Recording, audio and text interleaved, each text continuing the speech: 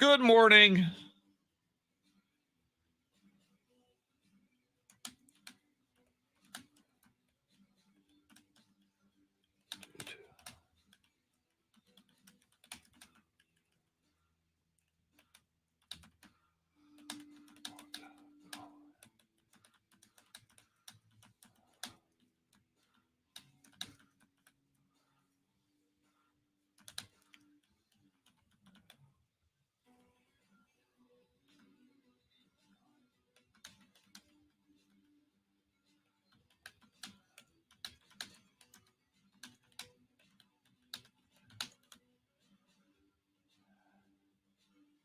Hey, Shannon, can you hear me?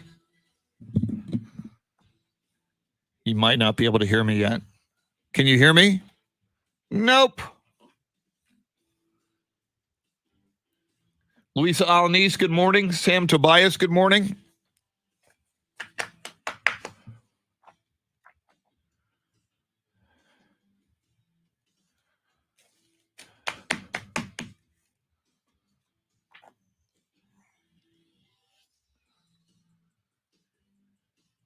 "10 days of school left." Clint Proctor, that's good news.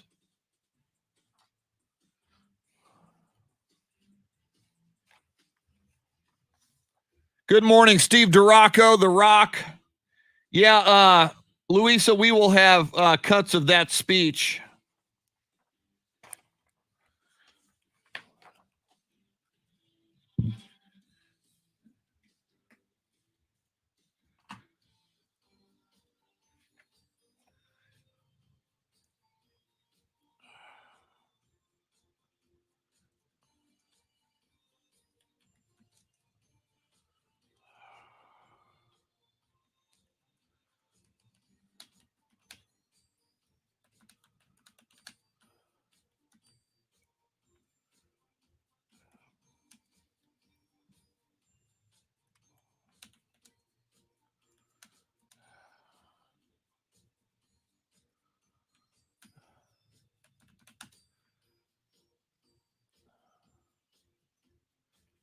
Miguel Castro, haven't seen you in a while. Welcome, Miguel. Hector Gomez, Ralph Balderas, Tracy Bogert, good morning. Tracy Bogert, the president of the Bexar County QAnon MAGA Republicans. Good to have you in here.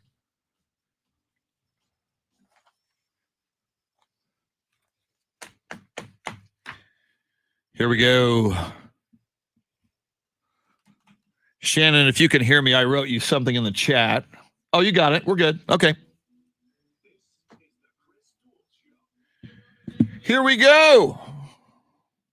Monday.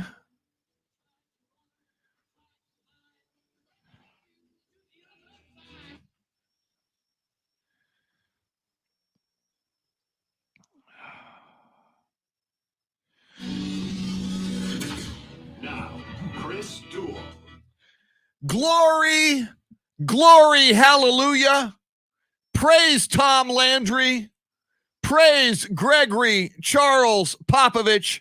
And yes, on this weekend after the inductions into the Naismith Memorial Basketball Hall of Fame, praise Timothy Theodore Duncan. Oh my God, what a sports weekend. Oh my God, what a ceremony to induct greatness into the Naismith Memorial Basketball Hall of Fame. We will have highlights for you. Spurs are in the postseason.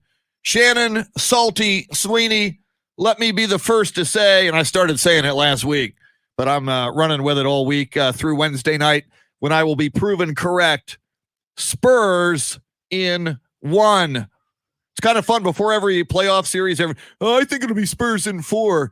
I think it'll be Spurs in 7. No. Spurs in 1 versus the Memphis Grizzlies. Wearing your burnt orange warm-up jacket. Shannon, what is up? Hello, sir. That's nice that you say Spurs in 1, as it looks like they only made it into the play-in thanks to the Sacramento Kings losing, because they lost their last 4 games. They only needed to win 1, but luckily for them, Sacramento Kings did it for them by losing 1. So I don't feel too confident about the Spurs going to play Memphis. Spurs were rested everybody all weekend. It was like it was preseason. We knew we were in. Spurs didn't have to. Both of those Phoenix games were they rested everybody on Saturday, and then they played a little bit yesterday, and it was close, 123-121 yesterday. So Spurs at full strength. Popovich, DeMar DeRozan against Ja Morant, Jonas Valanciunas, and the Memphis Grizzlies. The Spurs and Pops. Playoff pedigree, postseason pedigree. Becky Hammond on the sidelines. I like the Spurs. Spurs in one. So are you saying no? Are you saying Grizzlies in one? Yeah, I think so. But how dare you? We're putting it up to the people this morning. That's a good point. For our poll question, asking how far the Spurs go in the NBA postseason. One and done versus Memphis. Beat Memphis, then lose. Win both play-in games. Past the number 1 seed Jazz. So it's up to you, the people. Vote now. Yes. AM13 on the Zone and Ticket 760's Twitter pages. It's up there for you. No results quite yet. Just my vote, which is, of course, as we know, one and done versus Memphis. Because that would be the reward for the Spurs if they could win the play-in tournament. If they win Wednesday night, then Friday night they would take on the loser of Lakers Warriors, and if you win that one, then you get the 8th seed and you get the Utah Jazz. If you get that far. So it'll be fun. Meanwhile, you are wearing your burnt orange Texas Longhorns warm-up jacket, as you should, as an alum, as a Longhorn. I am wearing the baseball cap of the 6 wins in a row. We are back. Suck it, haters. Houston Astros. We said it's a long season, you guys. I know. Couple blowout trash cans and Oscar the Grouch outfit. It's not going to tear us down. Got a long season to go. Amen. We got all kinds of contests, by the way, this morning. We've got the $2,000 in your hand cash contests, which we've been doing at 620 and 720. And then Shannon, before we introduce Dave Ayler, who is probably a fan of at least one of these bands, we're giving away at 8:20. We got something coming up at 8:20 this morning for the first time. Yes, tickets to see Korn in Austin at the Germania Insurance Amphitheater. Woo! September, I believe it's 18th. It's a Saturday, perfect day to have a concert. Korn. I believe they were a concert that ended up getting, they had to cancel their tour because of COVID. So they are one of the first to make their return to the road, and they are heading to Central Texas. So we will have tickets for you at 8:20 this morning. Beautiful. And I think we do that all week at 8:20. That's a beautiful thing. Yes, sir. Speaking of Korn, on a Metal Monday for him, we bring him on board. You can see him now on Facebook Live. If you're new to the show, we stream live video on Ticket 760 and AM 1300, the Zone's Facebook pages. If for no other reason that you can see why we're on radio and not television, the way we dress. And also there's like a YouTube way you can access that video. It's on Twitch. It's all over the place. He is Super Dave Ayler. Dave, I will let you describe your rather awesome T-shirt this morning. It's from Ozfest in 2005. And I believe, if I'm correct, that was the first concert I saw when I moved to San Antonio. Wow. And because I moved here in July of 2004, then we started the Spurs season, which goes on forever. Yes. And that year they won the championship. So, I was doing 6-7 days a week until June. I think this was like in July. You were working those Spurs games. Yeah. You come to San Antonio, you work the Spurs games on the radio, and they win the title. That's why it came. That's so cool. And headlined by the original lineup of Black Sabbath. Wow. Rob Zombie that year headlined the second stage. Well, and that T-shirt it's a 2005 T-shirt. It looks like it's in mint condition. The colors are very vibrant. I mean, have you not worn that much since 05? It's been in the closet for a while. I retire them after a while, but I brought this one out because I go, I was looking through them and I go, I think this was the first concert I went to when I moved to San Antonio in 2004. Or I moved here in 2004. Yeah, Shannon, this is probably too much information, but when I get a cool T-shirt like Dave's, I really like my T-shirt. Oh, by the way, I'm wearing In Pop We Trust today. But when I get a cool T-shirt, I mean, I don't want to wash it until I have to wash it because, it'll fade and wrinkle and shrink. So I will admit, because nobody's listening at 6:16, the audience doesn't really turn the show on till like 6:20. I don't wash my brand new t-shirts until I will wear it once, and then I'll go, okay, I'm gonna wear it. And then I'm not proud. I kind of see how it smells, kind of lift it out of the drawer, kind of smell the pits a little bit, and if it smells good, I mean, I wear deodorant. If it smells okay, why wash it? If I'm not smelling that stench, nobody else is smelling that stench, right? That's fair. I'm just saying. And I agree. They're like, you have to be very specific about how you wash certain t-shirts. Like Yes. if it's a printed on, you got to wash it inside out. You can't treat them rough. I like a good embroidered shirt these days because it means it. But then you worry about snagging. There's a whole. I hate laundry. Yeah. I hate it. I'm so bad at it. You go in my closet right now, it's just laundry on the floor. I have it hidden because putting it away it's too much to ask It is. as an adult. Yeah, we should have people to do laundry, the rich, people come and pick up their laundry and then they go do it Mhm. and then they bring it back to them all nicely folded. That's what I need. Yeah. So yeah. But no, if I've got a cool t-shirt, I will wear that sucker 7 times before washing it as long as it doesn't smell bad. Now, is it 7 times in a row? Like you're just wearing it every day? Oh, no. So people can see it, or just 7? No, 7 separate times. Okay. So in other words, if I was wearing Dave's Ozfest 2005 t-shirt, if I wore it twice a year for 3 years and I didn't sweat in it or smell in it, I theorize, and I don't want to judge Dave Ayler, but that t-shirt does not look like it's been laundered to me. You might be applying the Chris Duel principle of if it don't stink, you don't need to wash it when it comes to t-shirts. This has been through the washing machine a few times. Wow. I haven't worn it in a while, but so I don't know when the last time I washed it was, but it's been hanging in the closet for a while, so I assumed I washed it before I hung it back up. All right, good man. It doesn't mean I did, but I'm going with it. We do have a Twitch viewer, Shannon. You see that? XX He's finding this conversation very strange. Suzy Quad XX3. Damn, bro, you weird is the latest. But first, XX Suzy D Squad XX3 said football is the greatest sport, of which I agree with that statement. Yeah, it is. Accurate. Yeah. So No arguments here. we get along with our Twitch viewers. Okay, so in a moment, we're going to have your first contest of the morning. Don't forget the contest to win the Korn tickets along with other bands is coming your way. And Shannon, I see you sipping on, is that a Dunkin'? What are you sipping on? Oh yeah, Monday morning Dunkin'. Woo! Gotta have it. Oh, and how perfect. Tim Duncan is inducted into the Naismith Memorial Basketball Hall of Fame, and you are sipping on a celebratory iced coffee cup of Duncan. That's exactly why today. It's not because I do it every day. It's because it's Dunkin' Day all the way around here. Yes. At the Duel Show. Do you kind of feel like you're ingesting that Tim Duncan greatness? Just you feel it like going into your body and you're becoming like the GOAT yourself? Yeah, I'm really focused on my fundamentals of radio today. Speaking into the microphone, Woo! enunciating, all that stuff. See, you're rocking it. You're rocking it. All right. Speaking of fundamentals, it is 6:20. We are fundamentally sure that you can use an extra $1,000. We do this at 6:20, at 7:20, 12 times throughout the day. It's the Grand in Your Hand Cash contest. You're going to get a keyword. Go to either website, AM 1300 The Zone or Ticket 760. Pop in the keyword, and you're in the running for $1,000. Listen closely. Now, right now, here's your chance to win $1,000. Just enter this nationwide keyword on our website. Laura Burris, John Williams, welcome. Trip. Enter it now. Trip.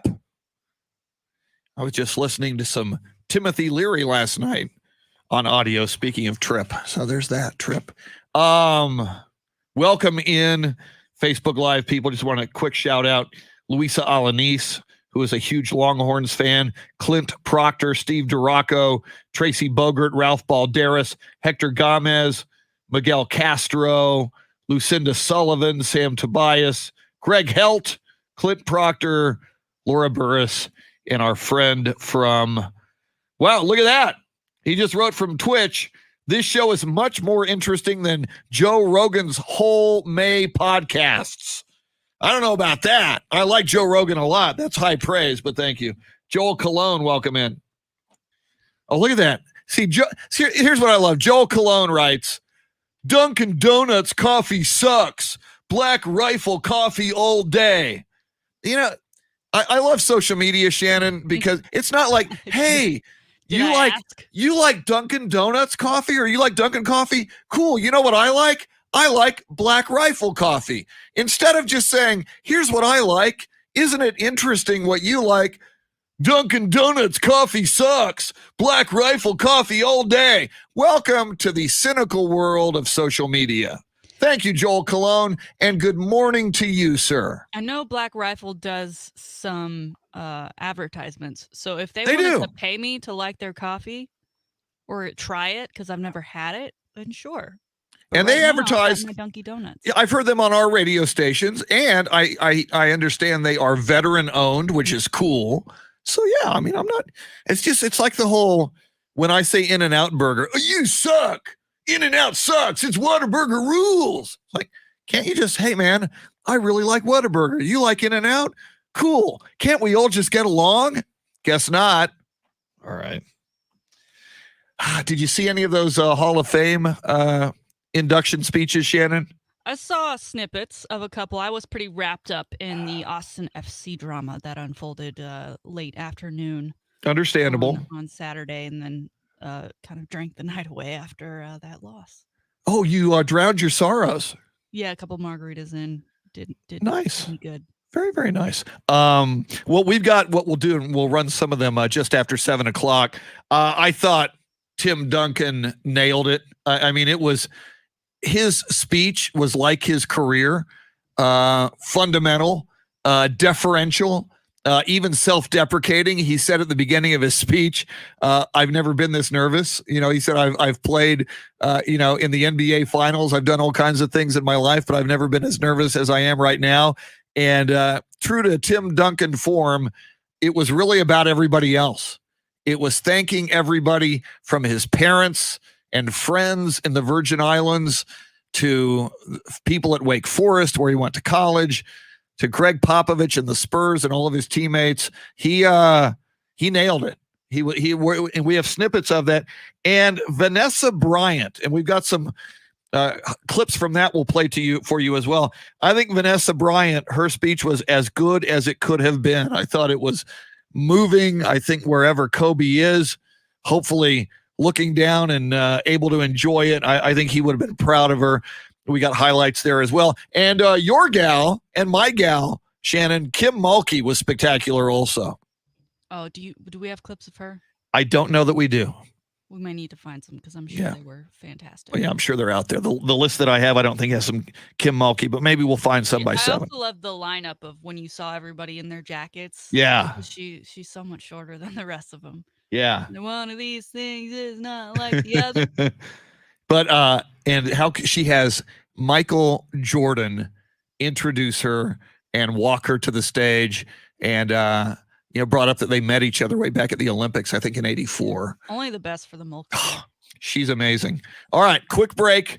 Coming up, we've got the high five play of the day and a whole lot to talk about. NBA play-in tournament, what it all means, who's going to play who. Astros have won 6 in a row. NFL football. We are just all over everything coming your way on a Monday morning, May 17th, including Shannon's Salty Shakedown, sports history and sports birthdays. It is the birthday of one of the greatest San Antonio Spurs ever, and it ain't Tim Duncan. Quick break. More coming up. She's Shannon Salty Sweeney. Dave Ayler makes the show go. I'm Chris. It's the Chris Duel Show. Hey, Dave, is everything right?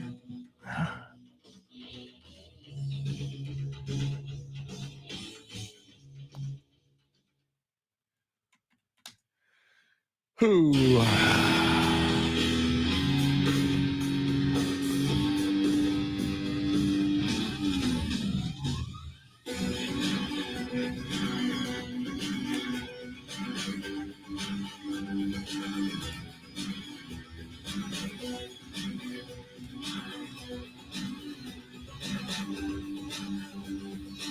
I'm going to go get coffee. Let's see.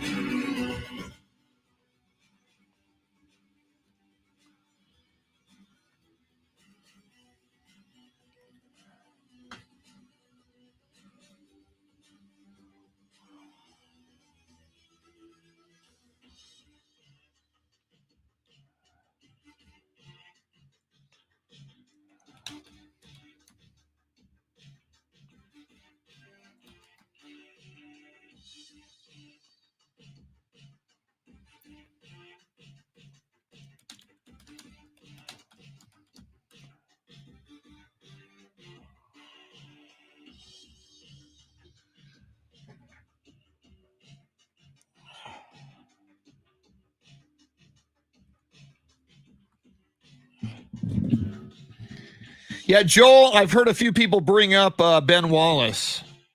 Now, he was a force on those Piston teams, one of which that won the title and one that went 7 against the Spurs. David Valle says he does not belong in the Hall of Fame. So,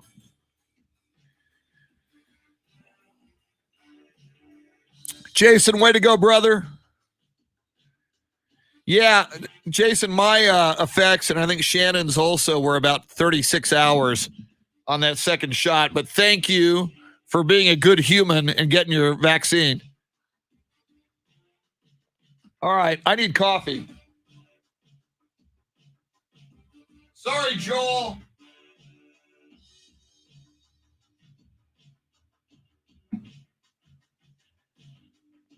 Sorry, Joel Cologne. It's not Black Rifle coffee. Homebrew coffee sucks. Black Rifle rules. Sorry, Joel. And you know what? I haven't had Black Rifle yet, but I will try it. I hear really good things about it. And I love that it's a company run by and supportive of military veterans. So that's way cool. Was he a better player than Chauncey or Rip? Good question again. I mean, they probably all get in eventually. You win titles, and it helps. Ooh, Jason, HEB pecan coffee. Yeah, I got I don't live that far. There's a Black Rifle Bitters near 281. I'm going to have to try it out. I am going to go heat up my homebrew coffee that sucks in the microwave.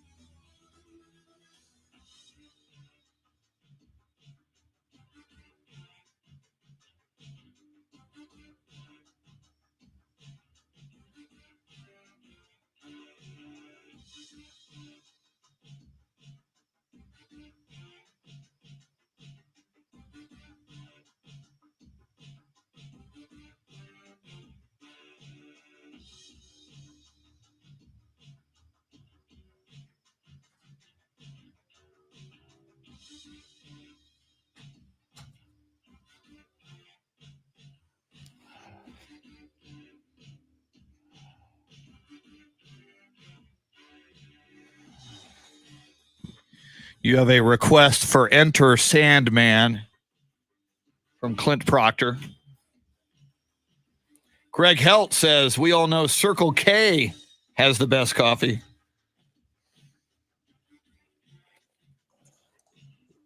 Part of it is I need a drive-through at this hour of the day, and there's very few options.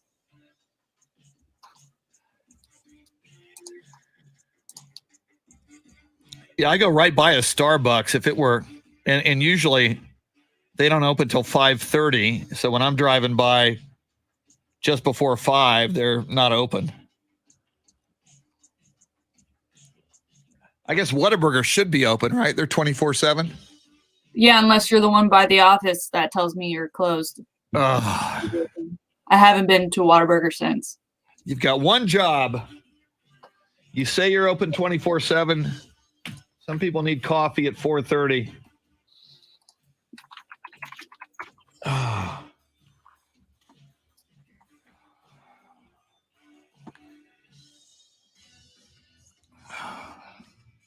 QT has good coffee. I did not know that, Jason. So, Joel, I'm assuming you brew the Black Rifle. Do you grind it from beans or do you get it ground, packaged as ground coffee? Today is Rat Pack Day. All right.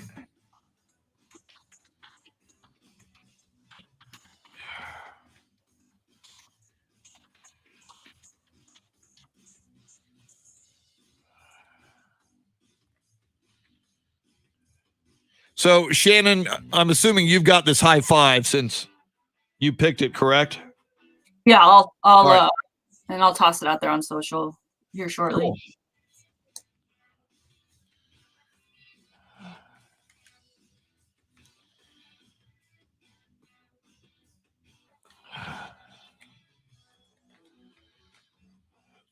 Let's see.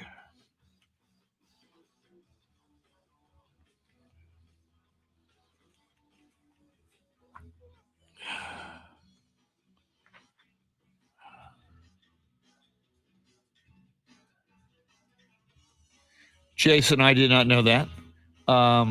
Hector Gomez, did you see RC Buford sitting behind Pop? I did not see RC. I saw Pop a lot in the cutaways.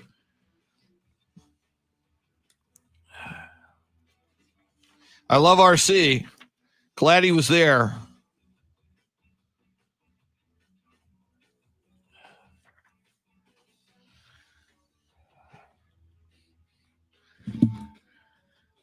Yeah, I don't know if we'll get to it, Dave. I did see, HBO Max has those first run movies. Angelina Jolie's Those Who Wish Me Dead. I wasn't really going to take it or leave it. Watched it, really, really liked it. So if you want to check that out. Here we go.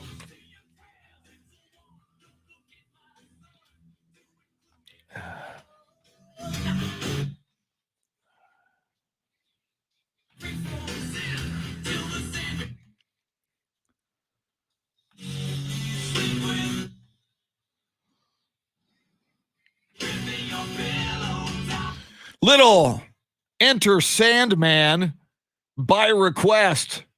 Clint Proctor requesting some morning bumper music for you from Soundscape stylist Dave Ayler.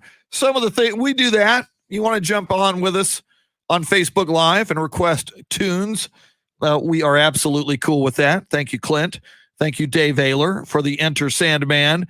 You can also jump on the phone lines with us. We only have one guest today, officially, which means you are our guests. Otherwise, if you want to jump in here at any time between now and 9, you are welcome. The phone number, 800-707-9760, 800-707-9760. Andy Everett will be our guest, going to join us at 8:35. So that's still 2 hours away. Andy Everett, he is our golf guru. He is the voice of UTSA athletics. He hosted the show with Shannon on Friday. How did that go, Shannon? How was your Andy Everett experience on Friday? Woo!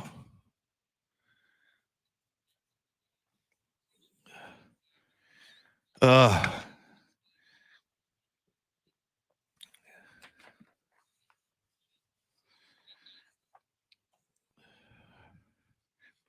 And I went to Austin on Friday morning to the sinus and snoring specialists. I had balloon sinuplasty, and it was just an amazing experience. They're just so professional, so caring. I had, and it's past tense now, I had a deviated septum, which is kind of a nasal nose thing, which I didn't even know I had until they did like a mini CT scan of my sinuses. And when I was breathing, this is a little too much information, but I'll give it to you and we'll move on to sports. When I was breathing, because of my deviated septum, one of my nostrils, I was only getting about 20% of the oxygen when I breathed. So it's like, well, we can fix that for you. It's something called balloon sinuplasty. It's in office. It's non-surgical. It's pain-free. So a big shout out to Dr. Daniel Slaughter and the sinus and snoring specialists in Austin, not far from the Domain. Now, I took your advice, Shannon, because I was staying near the Domain, and you said go to Gloria's, and I said, all right, damn it. I'm going to take a recommendation from an expert who knows her margaritas. We're going to Gloria's for dinner, and I get there at Gloria's at the Domain, and the line is snaking outside. You know, it's like a long line. And at my age, if I want to eat and drink, I don't do lines anymore. It's like, unless while I'm waiting in line, you're going to hand me. This is why I love Chewy's, because they got the all-you-can-eat Fresca salsa, which they put the crack in, I'm convinced, because I can't stop eating it. I'm addicted. So if I can have a cocktail in my hand and gorge myself on chips and Fresca salsa, I'm okay. I wasn't sure if that was – so I was unable to fulfill your recommendation and go to Gloria's at the Domain. So we went to the park at the Domain, which had no waiting. It had a patio and had some spectacular – tilapia fish tacos at the park at the Domain. They need to be a sponsor of the show. I'm just saying.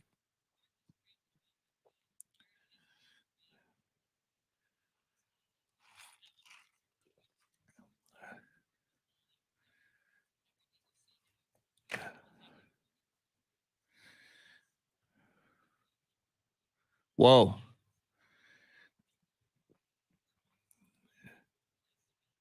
It's so cool. The Domain is just so cool. So anyway, I do recommend the park.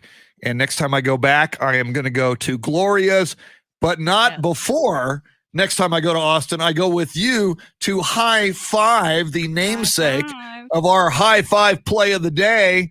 When I go to High Five with you, other than axe throwing, or in addition to axe throwing, what else can be achieved there? Well, if we're there on a Monday, it's important that we try the Chef Burger special, because it's only $5 on Monday. So if you're having a rough Monday, as Mondays tend to be hard on folks, right? Getting back into the swing of things, a work week, it's something you can look forward to say, hey, I'm going to go to High Five later and get that burger of the week. And today's play might just be the play of the year. That's what some people are calling it.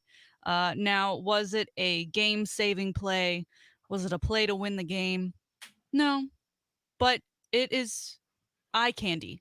It's an eye candy of a play, and it all started at the Brooklyn Nets versus Cavs game. Cavs were on offense with the ball. Ball got kind of tipped around. Pretty bad pass. A guy tried to save it from going out of bounds. When Mike Jones of the Brooklyn Nets tipped it, Blake Griffin happened to be there. Blake Griffin grabs that ball and tosses it behind his back down the court to Mr. Mike Jones, who has a wide open lane. But instead of taking that shot himself, you know what he does? He tosses it off the backboard for one Kevin Durant to come flying in and slamming it down.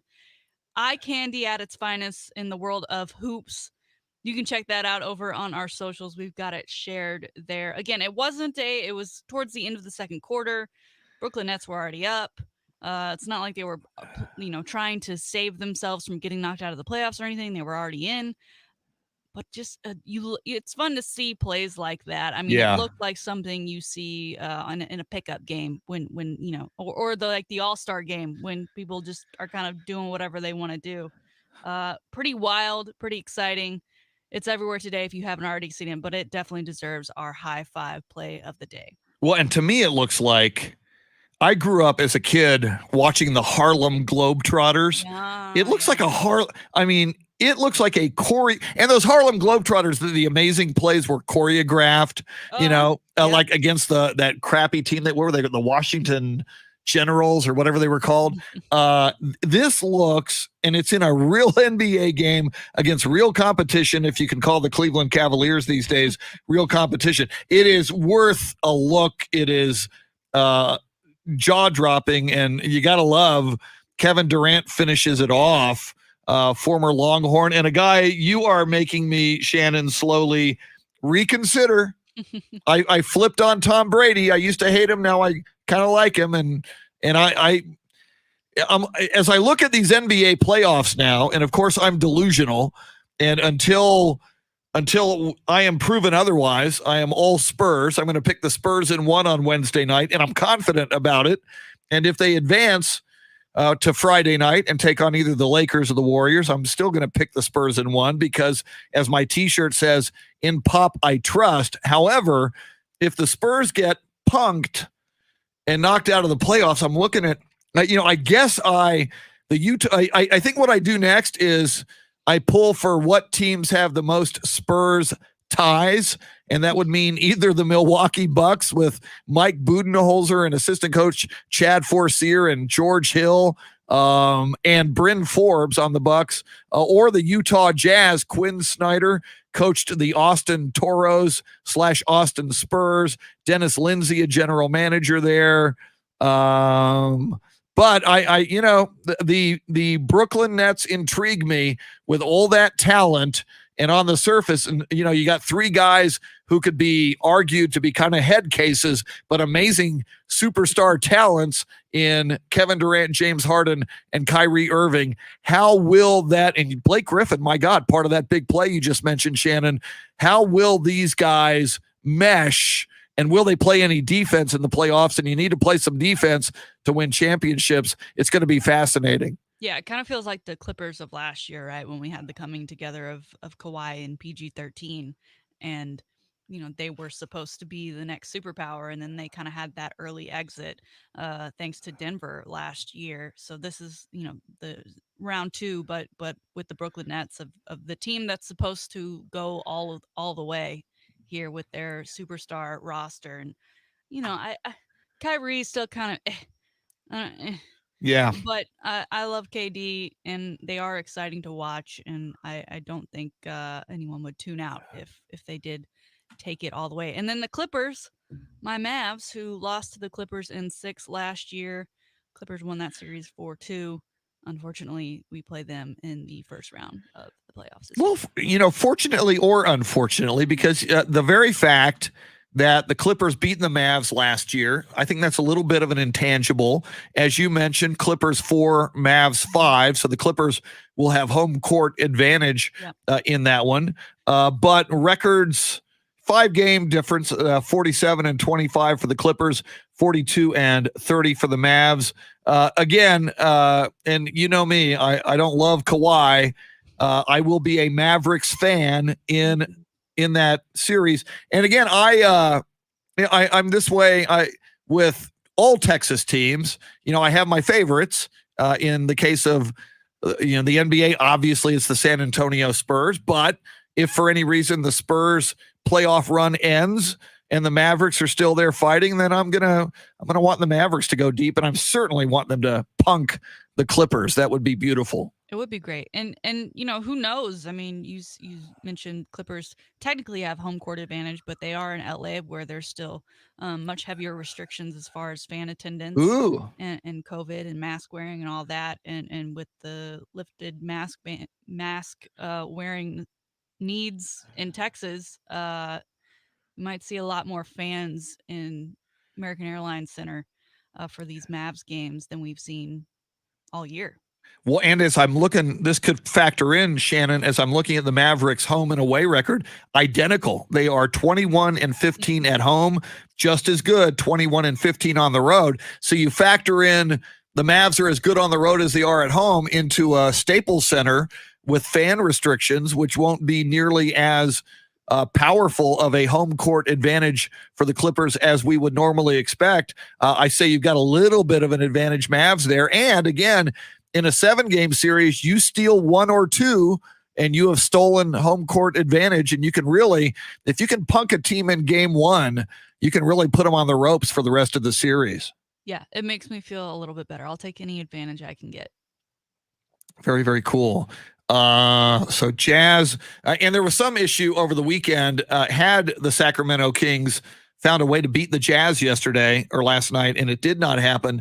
The Suns, who swept the Spurs over the weekend in 2 games in San Antonio, had an opportunity to get the number 1 overall seed, which I think would have been so cool because the Suns did not make the playoffs last year. And of course, their head coach, Monty Williams, not only does he have Spurs ties, but by all accounts, just an amazing man. And as you probably know, Monty Williams went through an incredible personal tragedy just a few years ago. His wife was killed in a single car accident in Oklahoma City. Well, it was a 2-car accident. She was driving her vehicle and it was T-boned at an intersection by, I believe, as I recall, a drunk driver running a red light.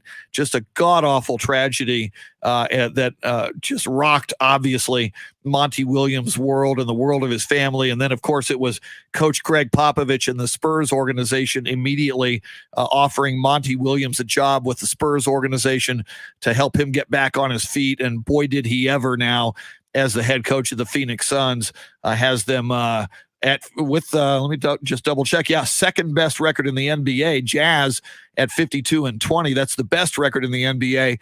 Suns second best record in the NBA, 1 game behind them at 51-21. And Shannon, that's another one of the anomalies of this season, especially in the Western Conference. All the talk was it's going to be Lakers and it's going to be Clippers, and nope, it's going to be Lakers at the 7 seed in the play-in tournament, and it's going to be Clippers at 4, and your top 3 in the West, Jazz, Suns, and Nuggets. So who knows what's going to happen, especially in the West. I love it, though. And I love it for Chris Paul, especially, who I feel like he doesn't get enough respect. And maybe that's because he was kind of the initial guy, right, for these super teams that we now know and sometimes love. When he left New Orleans and went to the Clippers and teamed up with Blake Griffin, and they were supposed to be, the next it team, and they just never could make it. The playoffs, everyone would get hurt. He then travels to the Rockets, and he's trying to do it all again, this time with Harden. Again, it just same story. Gets traded to Oklahoma, and now he's with the Suns. And at that point, I think I was like, it's over for him. Like, there's no, like, I felt bad for him when he got sent to the Suns. Like, you should have stayed in Oklahoma City because I don't know. I feel like they're even more relevant than them these days. But look what they're doing now. It's absolutely incredible, and I'm happy for Chris, and Jake from State Farm. There you go. Now, there was some talk this weekend, the very fact that the Clippers, they lost to the Rockets and they lost to the Thunder over the weekend to stay in that 4 slot. And by staying in the 4 slot, they avoid, assuming the Lakers win the play-in tournament, the Clippers avoid the Lakers until on that side of the bracket until the Western Conference Finals. Some people believe the Clippers did that on purpose, lose 2 games in a row to the Rockets and the Thunder to enable themselves to avoid the Lakers until the Western Conference Finals. I would sure do that. That's gamesmanship. That makes a lot of sense to me. Yeah. Although, however, in the days where everyone's like craving the NBA to do something to be special, that doesn't make it any special. That gives you another reason as to why people aren't paying attention. But I will say this too, Shannon, and a lot of people, including NBA players, have poo-pooed this play-in tournament. And I don't think I'm just saying this because I'm a Spurs fan and the Spurs got in because of it. I kind of like if you fall to 7 or 8, typically 8 teams in each conference go to the playoffs. I kind of like the facts, like, you know what? You're under the gun. You could be one and done, or if you're at 7-8, you're not even one and done. You go 0-2 and you're done. But It's more postseason basketball. It's more intrigue late in the season and even on the final day. I think more playoff postseason basketball is better. We'll judge it this week as we watch it, but I kind of like it. Yeah, I think it's intriguing, and then I think the whole notion of, well, if you're already in, then why bother with the rest of the season, kind of goes away when you're then vying for an actual playoff spot versus a play-in spot. So we will talk more NBA. In fact, what we'll do coming up next, for those of you that might have missed it, and even if you didn't miss it, there were some special moments from Tim Duncan, from Vanessa Bryant, the widow of Kobe Bryant, at the Naismith Memorial Basketball Hall of Fame induction ceremonies over the weekend. We'll play you some clips from some of those speeches and more. Also coming up in the 8 o'clock hour, Shannon's Salty Shakedown, sports history, sports birthdays, including one of the all-time Spurs greats is having a birthday today. That and a lot more. We're with you till 9 on the Chris Duel Show. Fonzie J. Rodriguez. Fonzie, I have not had a Tommy's burger in years. I can't wait till I get back to Los Angeles. And I want to go to the original Rampart in Beverly. I want my Tommy's and I want my chili cheese fries. I love my chili cheese fries. All right, I got to go talk to Dave about these cuts. I'll be right back.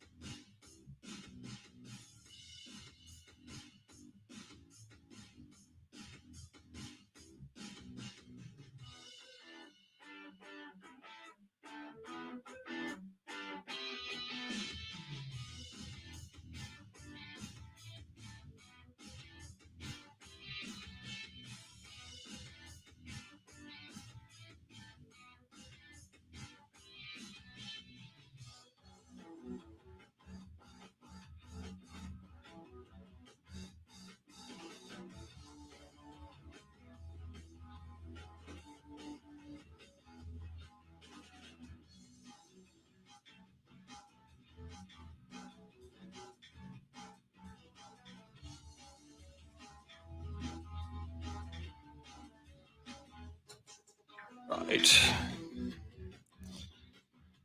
Where's my pen?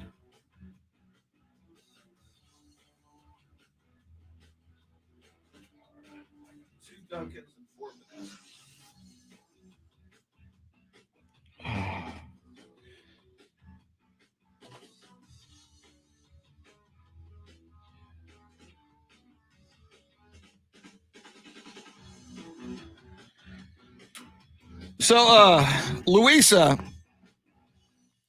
the Glorias, are you talking about La Gloria or Glorias? I don't think they're the same.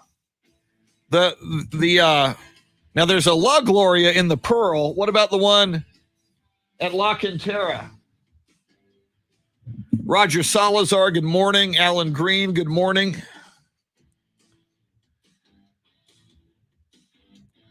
Jared Taylor, here's how the dump button works. We are on a 7-second delay. Most radio stations have this. Some have 10 seconds. So if someone drops an F-bomb, a caller, or if Shannon really loses it, which I'm kidding, Dave Ayler can hit the dump button and it doesn't go on the air. And we can say anything we want on Facebook. But, you know, we don't tend to. I mean, I tend not to have a potty mouth in person, except when the Cowboys lose. Then I'm dropping F-bombs left and right. But, so if somebody drops an F-bomb, you hit the dump button and there's just a jump forward in time.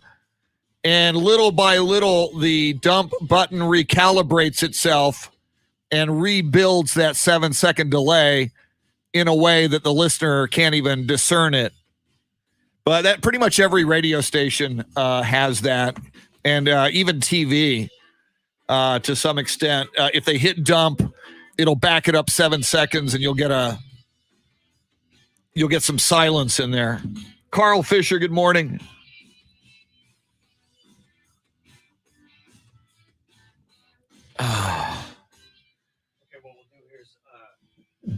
Go. Tim thanks Kobe for pushing him. Okay. Then Tim thanks Greg Popovich. Kobe Pop. Okay. And then we'll do the Vanessa cuts just like you have them numbered 1, 2, 3, 4. Cool. Okay. Okay. You don't need that now? I got them all written out because I've got cut numbers. So you're sure you're good? Okay. Yeah, I think I'm good. Yeah, and then we'll do that montage later. Okay. That's a really good idea. Yeah, I like that. Thank you. Thanks for all this. I appreciate it.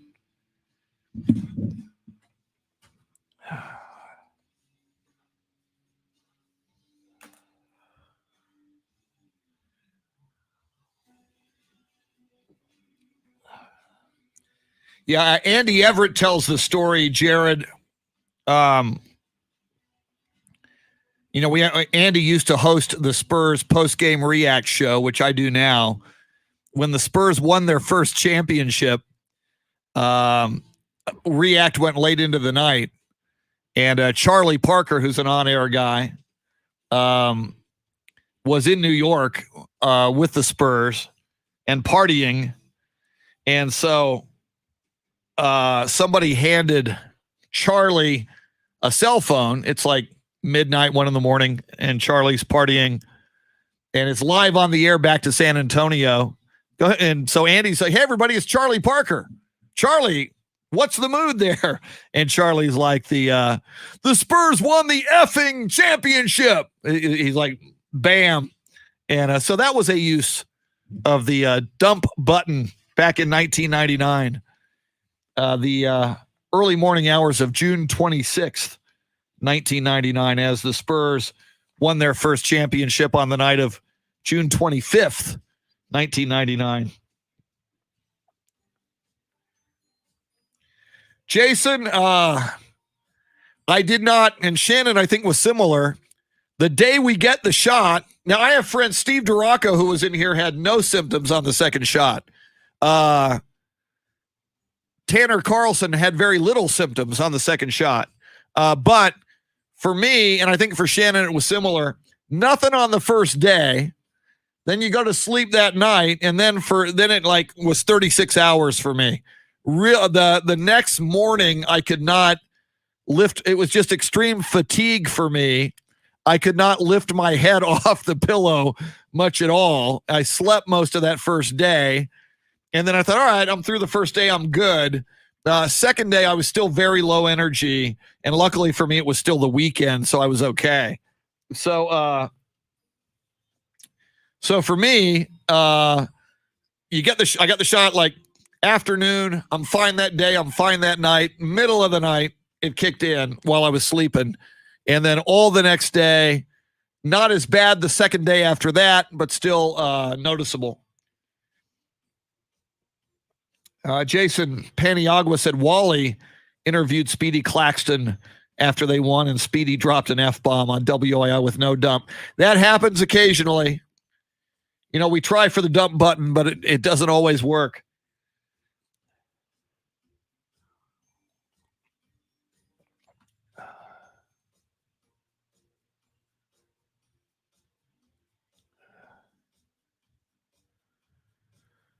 Let's see. I'm clicking on that link. Okay, we got one more curveball for you. Shannon sent a Kim Mulkey audio via the private chat that goes to Twitter. Looks like it's 43 seconds. Can you play that live on the air after all the other cuts?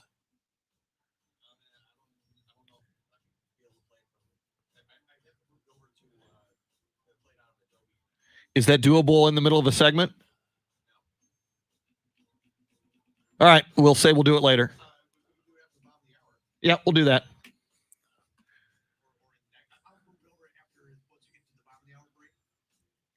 Okay.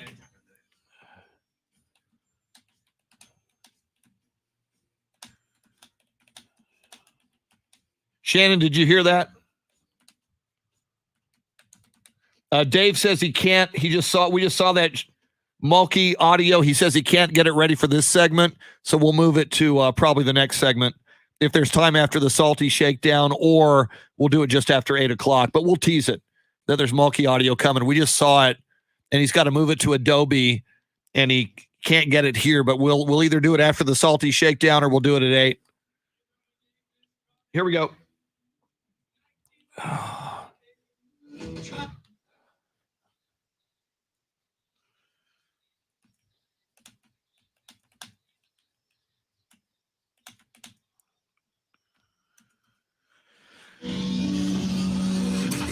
Now, Chris Duel.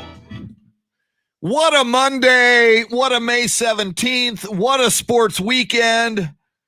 Spurs securing the number 10 spot in the play-in tournament. Lakers land in the play-in tournament. I picked the Spurs in 1. Shannon picks the Memphis Grizzlies in 1. Shannon's Dallas Mavericks will face the evil Kawhi Leonard and the Los Angeles Clippers.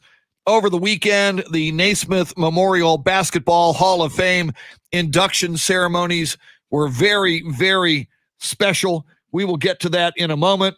Want to welcome in Michelle Johnson, joining us from Marysville, Kansas this morning on Facebook Live.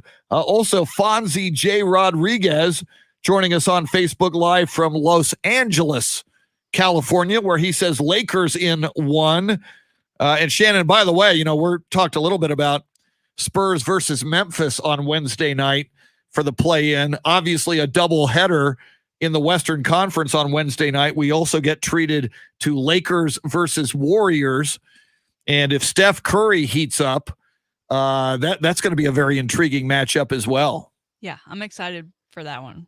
I mean, especially with the narrative of LeBron not being excited about the play-in, but also saying that Steph Curry should be MVP. Yeah. And he took the scoring title. There's this spoken, unspoken rule that for you to get the MVP, your team has to do very, very well in the standings. Mm-hmm. Whereas, it's conceivable that Steph Curry's team will be one and done if the Lakers beat them. Yet in a year that the Warriors lose Klay Thompson to injury, and they're dealing with another year without Kevin Durant. It was a year of transition. Steph Curry, I mean, give him credit. He was a madman all season long and took the scoring title. And, Yeah. I mean, how do you feel about that? Does he deserve the MVP? I love it. Let's not forget about the injury he had where he fell on his behind and was out for a couple games. And then when he came back, he still wasn't at full strength. I mean, it's kind of a funny injury to think about, but when you really think about how that affects just your even daily movements, that's a hard one to get over. And Yeah. he did it, and he carried his team to the playoffs. And as we all know, the older you get, and I don't have Steph Curry's age in front of me, but he's no spring chicken anymore. He's been around for several years in the NBA. The older you get, those nagging injuries are a little tougher to come back from. So, going to be very, very, when the king, LeBron James, and I know LeBron is very polarizing. There are people who love him. There are people who hate him. I kind of admire LeBron James. Wish he was a Spur, obviously. But from my perspective, although he can be a diva, he's got an ego. Yes, LeBron James, never in trouble with the law, has spent a lot of his career paying for financing the education of kids, especially from his hometown Akron area. By all accounts, a good dad and a good husband. And Coach Greg Popovich is a fan, so say no more to me, and I'm in. We do want to, and you mentioned it, Shannon. We will a little bit later in the show hear some of the comments from former Baylor head coach, now at LSU, Kim Mulkey, who was one of the inductees into the Naismith Memorial Basketball Hall of Fame over the weekend. But to me, two of the striking speeches came from first Tim Duncan, and the closer was Vanessa Bryant. And I was obviously very impressed with Tim. I expressed that in the 6 o'clock hour, but I thought Vanessa Bryant did a great job as well. Let's listen into a couple of cuts from Tim Duncan, and then we'll hear how Vanessa Bryant, the widow of Kobe Bryant, some of her comments in the acceptance speeches at the Naismith Memorial Basketball Hall of Fame. And speaking of Kobe, Tim Duncan out of the gate paid tribute to Kobe Bryant. You're at your best when you face the best. And I want to say thank you to the late, great Kobe Bryant. Paying tribute, of course, in a great moment there by Tim. And, of course, you knew it was coming. Tim's comments about Coach Greg Popovich. Here they are. Sorry, Pop. Coach Pop.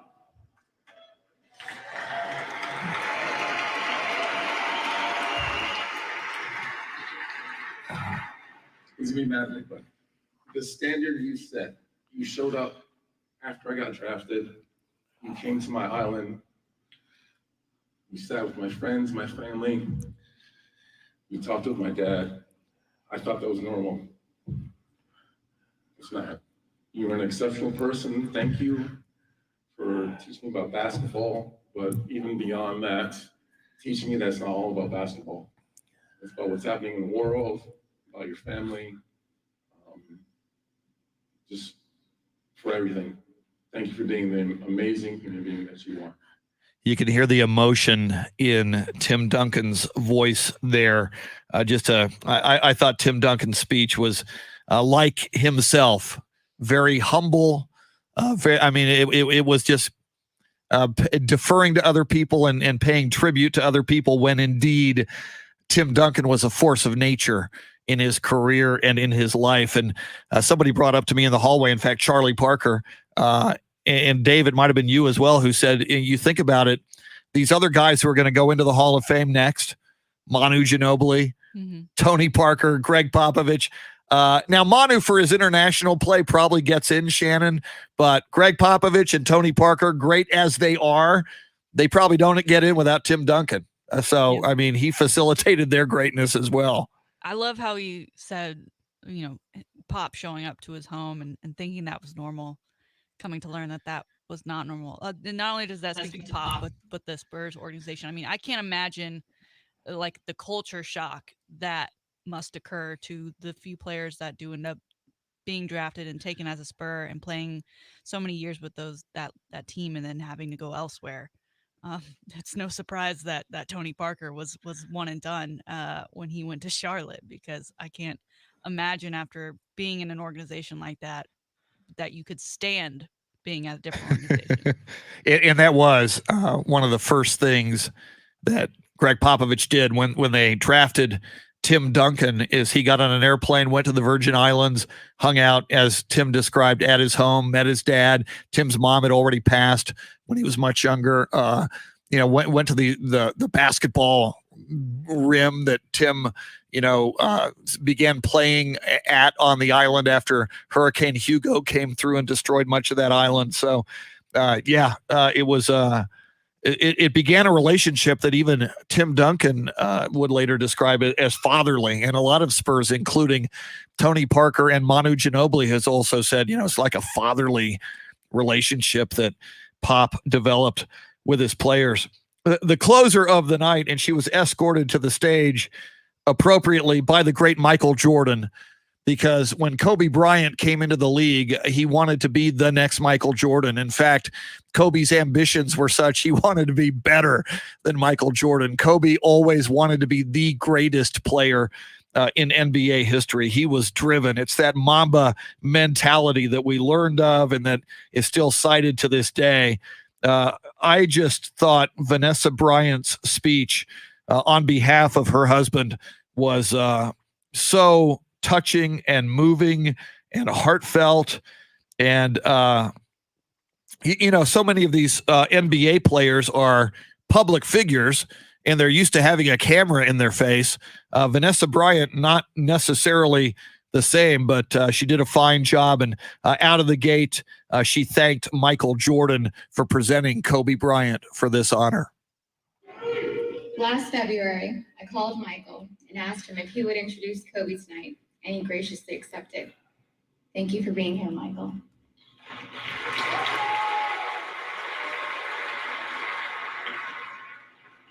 Kobe admired you. This means so much to us.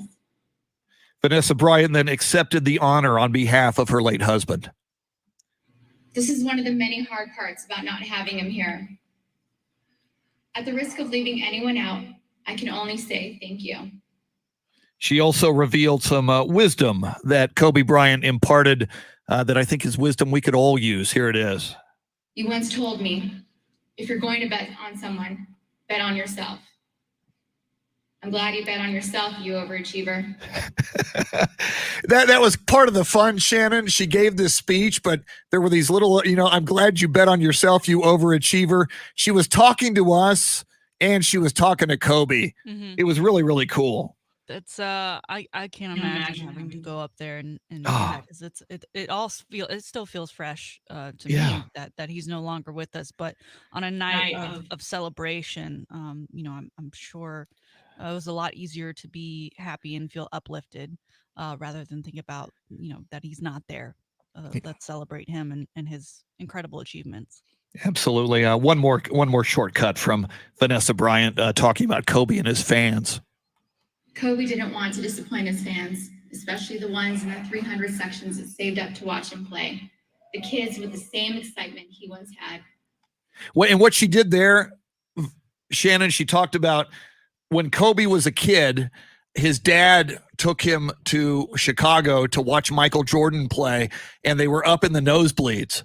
And that as a kid, for Kobe to see Michael Jordan play, and it was so cool because Michael's standing right behind Vanessa and saying it meant so much to Kobe to see Michael Jordan play. So when he would have a nagging injury as a Laker, he told Vanessa, I got to play tonight because there's going to be kids who saved up money, or their parents saved up money, and they're up in the 300 section at Staples Center. And if I don't play, this is the night they came. They came to see me play.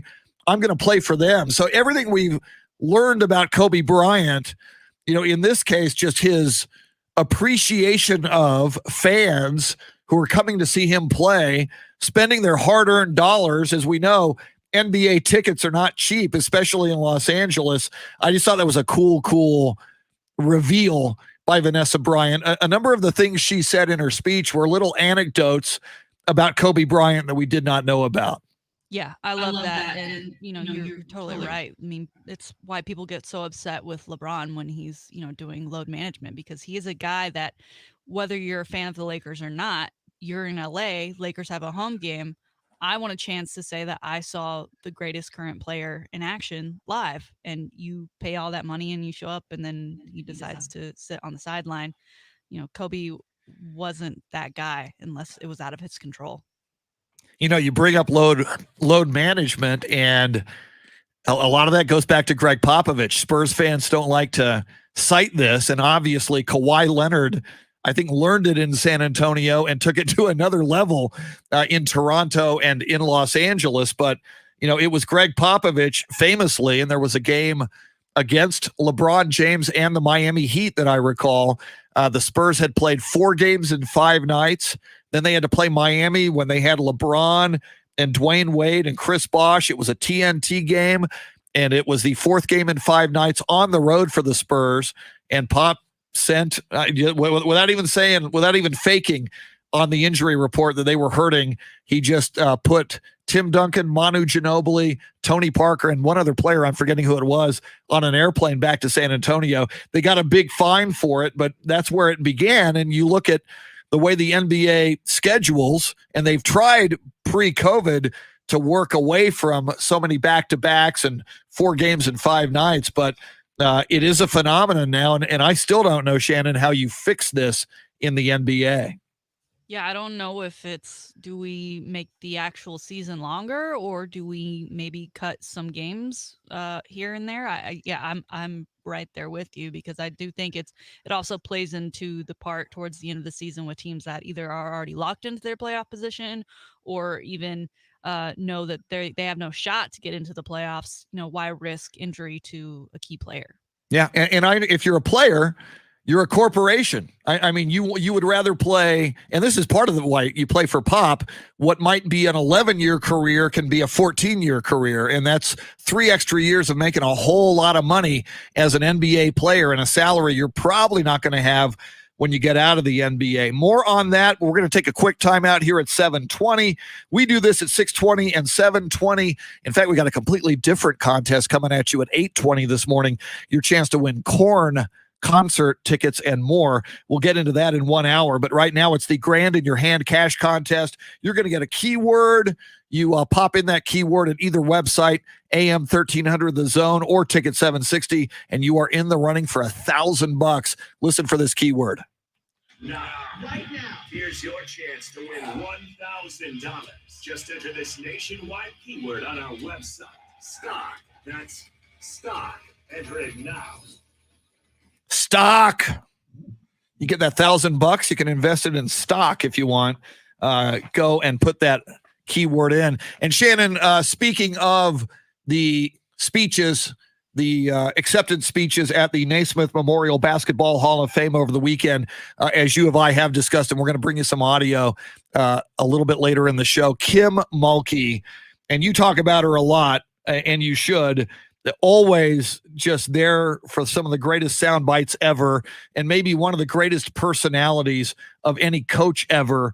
But once again, before she came to the stage, and it was indeed Michael Jordan, a friend of hers, who they played together in the Olympics, I believe, back in '84, got to know each other. They are admirers of one another.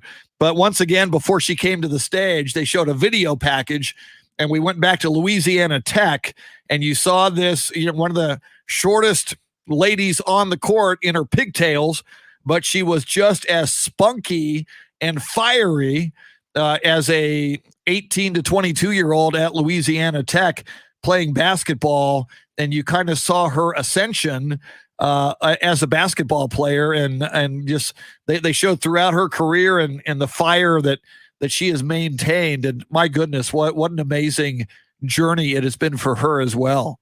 I love when they show videos like that because I think when you see a guy like Kobe come into the league or a guy like Michael come into the league, you know off the bat that they are going to be Hall of Famers, right? Even from the jump.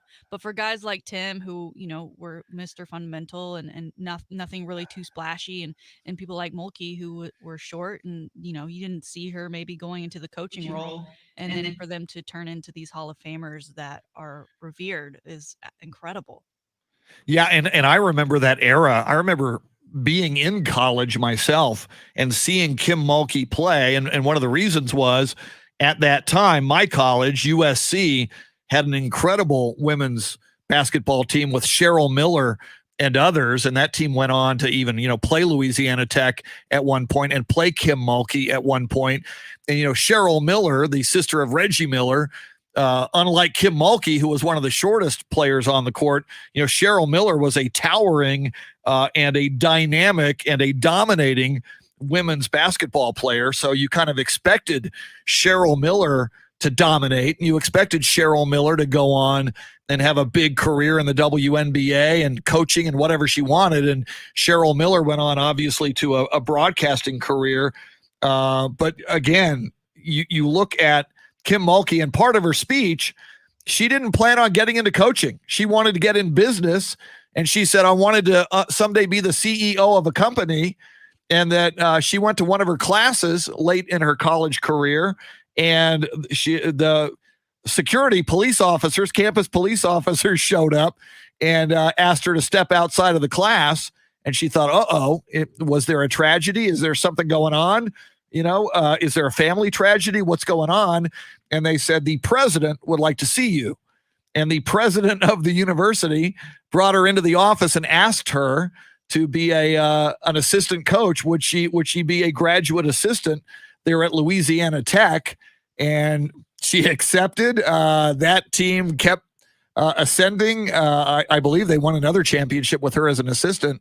I think they said she is the only women's player to be a champion as a player. They won the first ever NCAA women's championship tournament, a champion as a player, an assistant coach at Louisiana Tech, and a head coach at Baylor. And the rest was history in this incredible coaching career that now moves on to LSU. This coming season was off and running for Kim Mulkey. Love her or hate her, she is great for the women's game and the game of basketball, and rightfully so as we start the WNBA season, which Chris Paul shouted out after that game against the Spurs on Sunday. It's that simple. You just shout it out. I mean, carry over the momentum that was the women's tournament in the NCAA this year. And then, Sue Bird, who obviously is a staple in that league and is now 40 years old, has won 6 championships. Had a funny presser where she said, I just was speaking to one of my new teammates and her mom is the same age as me. And she's joking that apparently the mom of this new teammate wants to meet Sue, and Sue's like, yeah, she probably wants to get out and hang out and have drinks or something. We're the exact same age. Well, and you bring that up, and we're going to break, and coming up, it's the Salty Shakedown, sports history and sports birthdays. But Sue Bird, as you say, 6 championships. I mean, that's a name that does not necessarily fall right off of the tongues of sports fans when we talk about some of the greatest basketball players ever, and it should. Mm-hmm. So amen to Sue Bird. But what a great story about her teammate, same age. Her mom's the same age as Sue Bird. That's tremendous.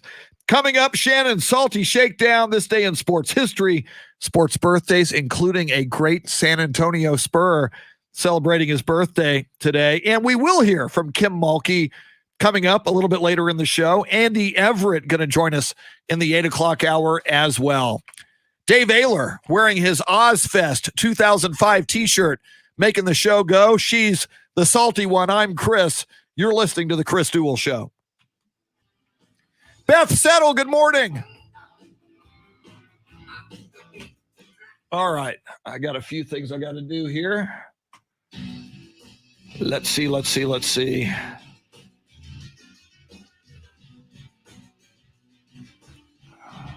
Chris.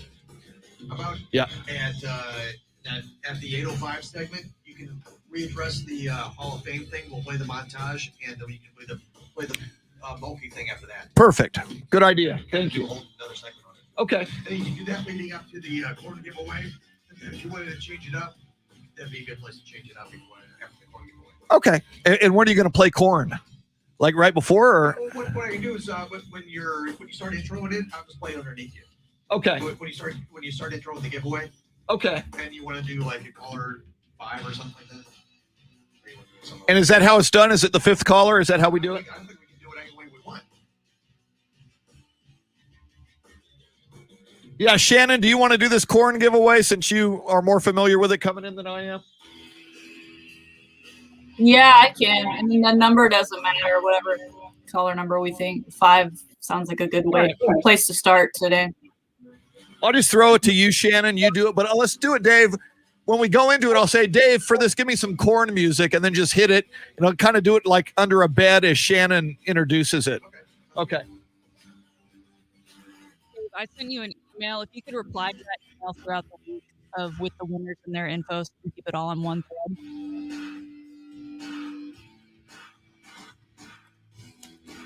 Yeah, it's all the same, but I need all that info to put in the system.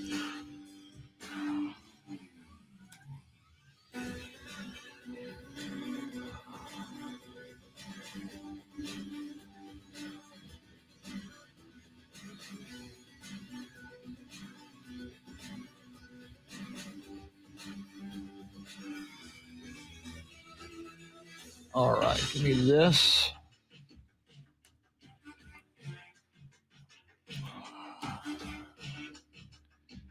That's correct.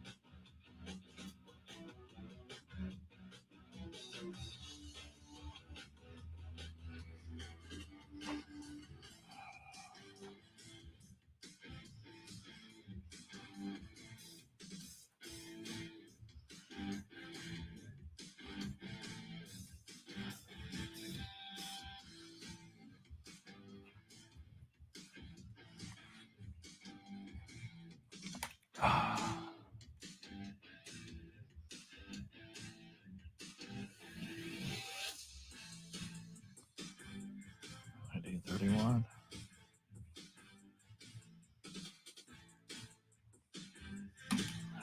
Shoot.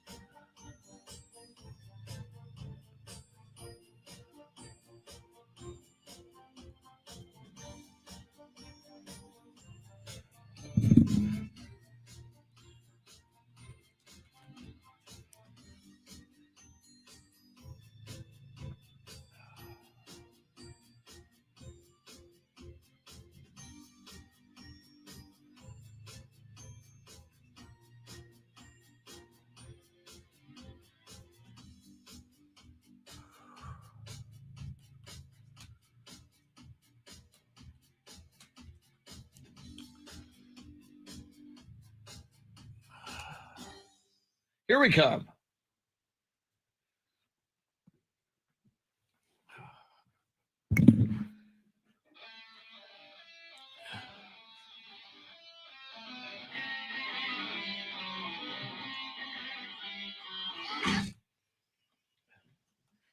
Welcome back. Thanks for hanging out with us on a Monday as we get ready for the NBA play-in tournament, actually beginning tomorrow night in the Eastern Conference. Of course, the Spurs in action Wednesday night in the Western Conference, first two games of the play-in tournament. My prediction, Spurs in 1. Shannon Salty Sweeney picks Memphis in 1, but I'm willing to forgive her. And I will forgive her on Thursday morning and mock her profusely, and she may then apologize to Coach Greg Popovich and Spurs Nation. In a moment, Shannon Salty Shakedown, a reminder, 8:20, your chance to win tickets to see the legendary band Korn and others. We'll run it down for you, and one of those deals is going to be just an early heads up.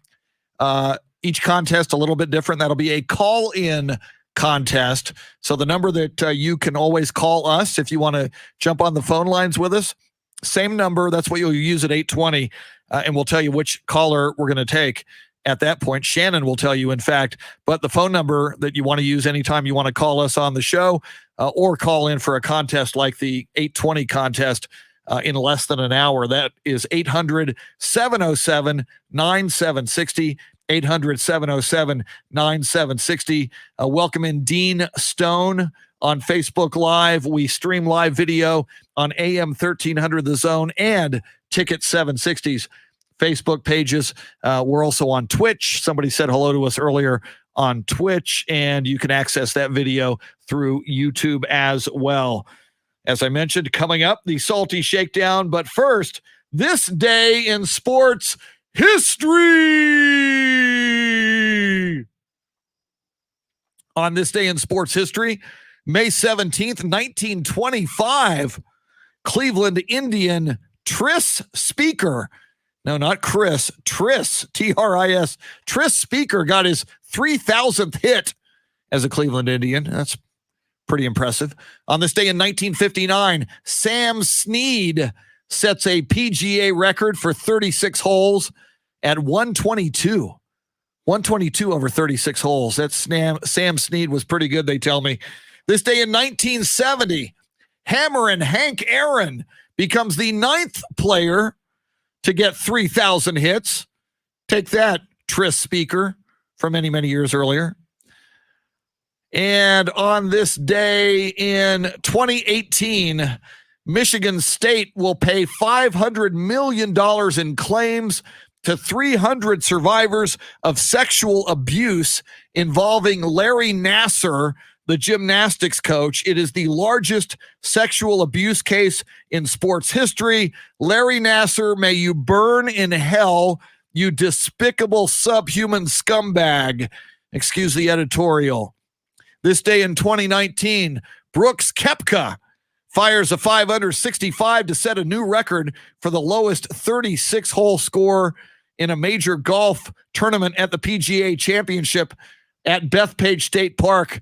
It was a 7-stroke lead, and it was a 36-hole tournament record. And finally, on this day 1 year ago in 2020, Michael Jordan's autographed Air Nike 1 trainers from 1985 sell for a record $560,000 in an online auction. A pair of Michael Jordan's shoes for more than $500,000. It's good if you got that kind of jack. That's this day in sports history. How about some sports birthdays? Thank you, John. Thank you, Paul. Thank you, George. Thank you, Ringo. Thank you, Yoko. Thank you, Linda Eastman McCartney. Thank you, Olivia Harrison. Thank you, Patty Boyd, girlfriend of George Harrison, later stolen by Eric Clapton. That's a whole different story. I digress. Born on this day in 1903, May 17th, 1903, James Cool Papa Bell American center fielder in the Negro Leagues, considered by many to have been one of the fastest men ever to play the game. James Cool Papa Bell, born in 1903 in Starkville, Mississippi. He passed away in 1991. Born on this date in 1931, former San Antonio Spurs head coach Stan Albeck. He also coached the Cavaliers, the New Jersey Nets, the Chicago Bulls. He was Wilt Chamberlain's assistant coach in the ABA with the San Diego Conquistadors. In fact, Spurs opening game 1973 at the Hemisphere Arena, the opposing coach was Wilt Chamberlain, assisted by Stan Albeck. Wilt often would not show up to games because he was Wilt and he had women to bed. So Stan would just take over as head coach for the San Diego Conquistadors. Stan Albeck retired in San Antonio, sadly passed away this year on March 25th, 1921. A great guy, Stan Albeck. Born on this day in 1956, legendary boxer Sugar Ray Leonard. He won Olympic gold in 1976, born in Rocky Mount, North Carolina. Love me some Sugar Ray Leonard. And finally, born on this day in 1982, happy 39th birthday.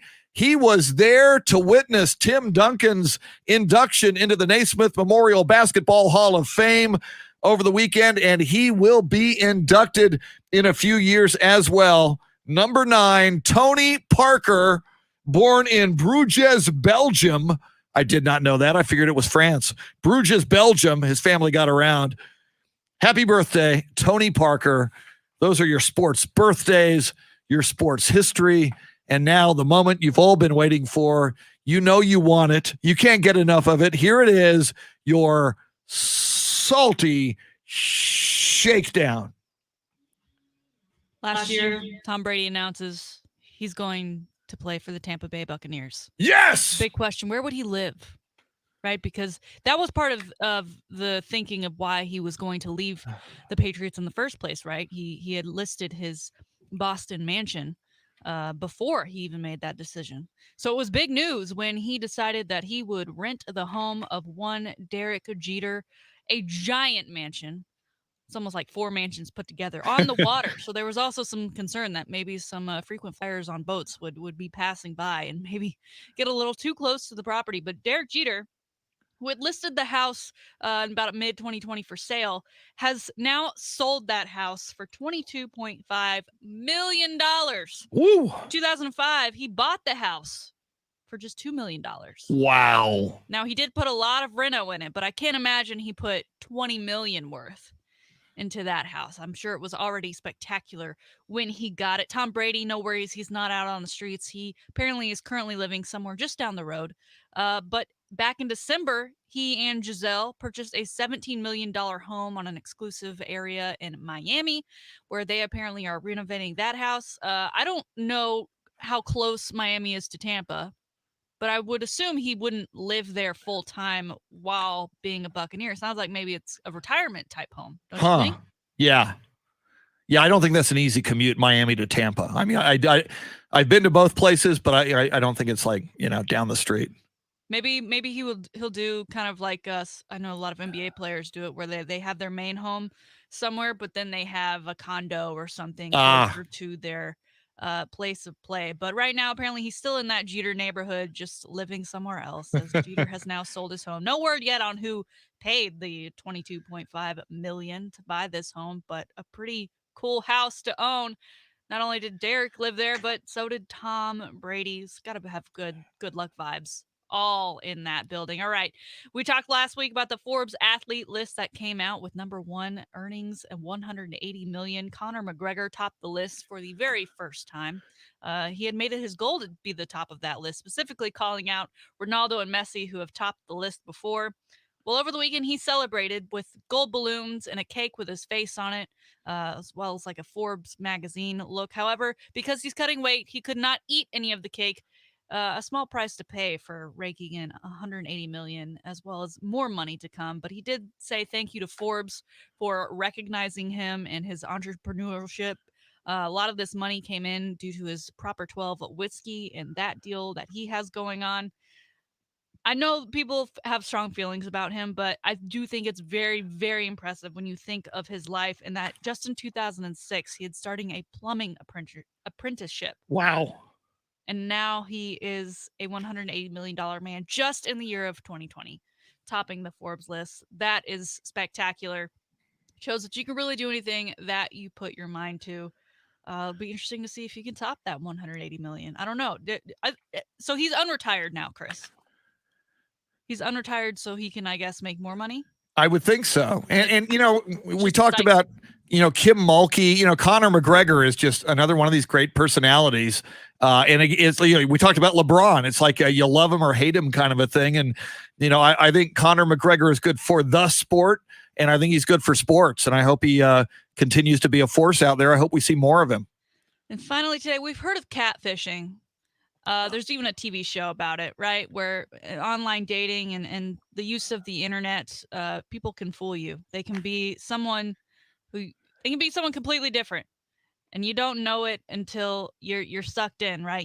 You've caught feelings, and then you find out you've been catfished this whole time. Well, unfortunately, this sort of thing happened to former Austin P DB Wantarius Bryant. He thought he was going to Georgia to have a tryout with the Atlanta Falcons. He was receiving texts from an Atlanta area code. This person claimed to be the defensive coordinator for Atlanta, Dean Breeze. Everything seemed, I guess, all good and dandy because homie flew to Georgia only to show up at the Atlanta Falcons facility and be turned away.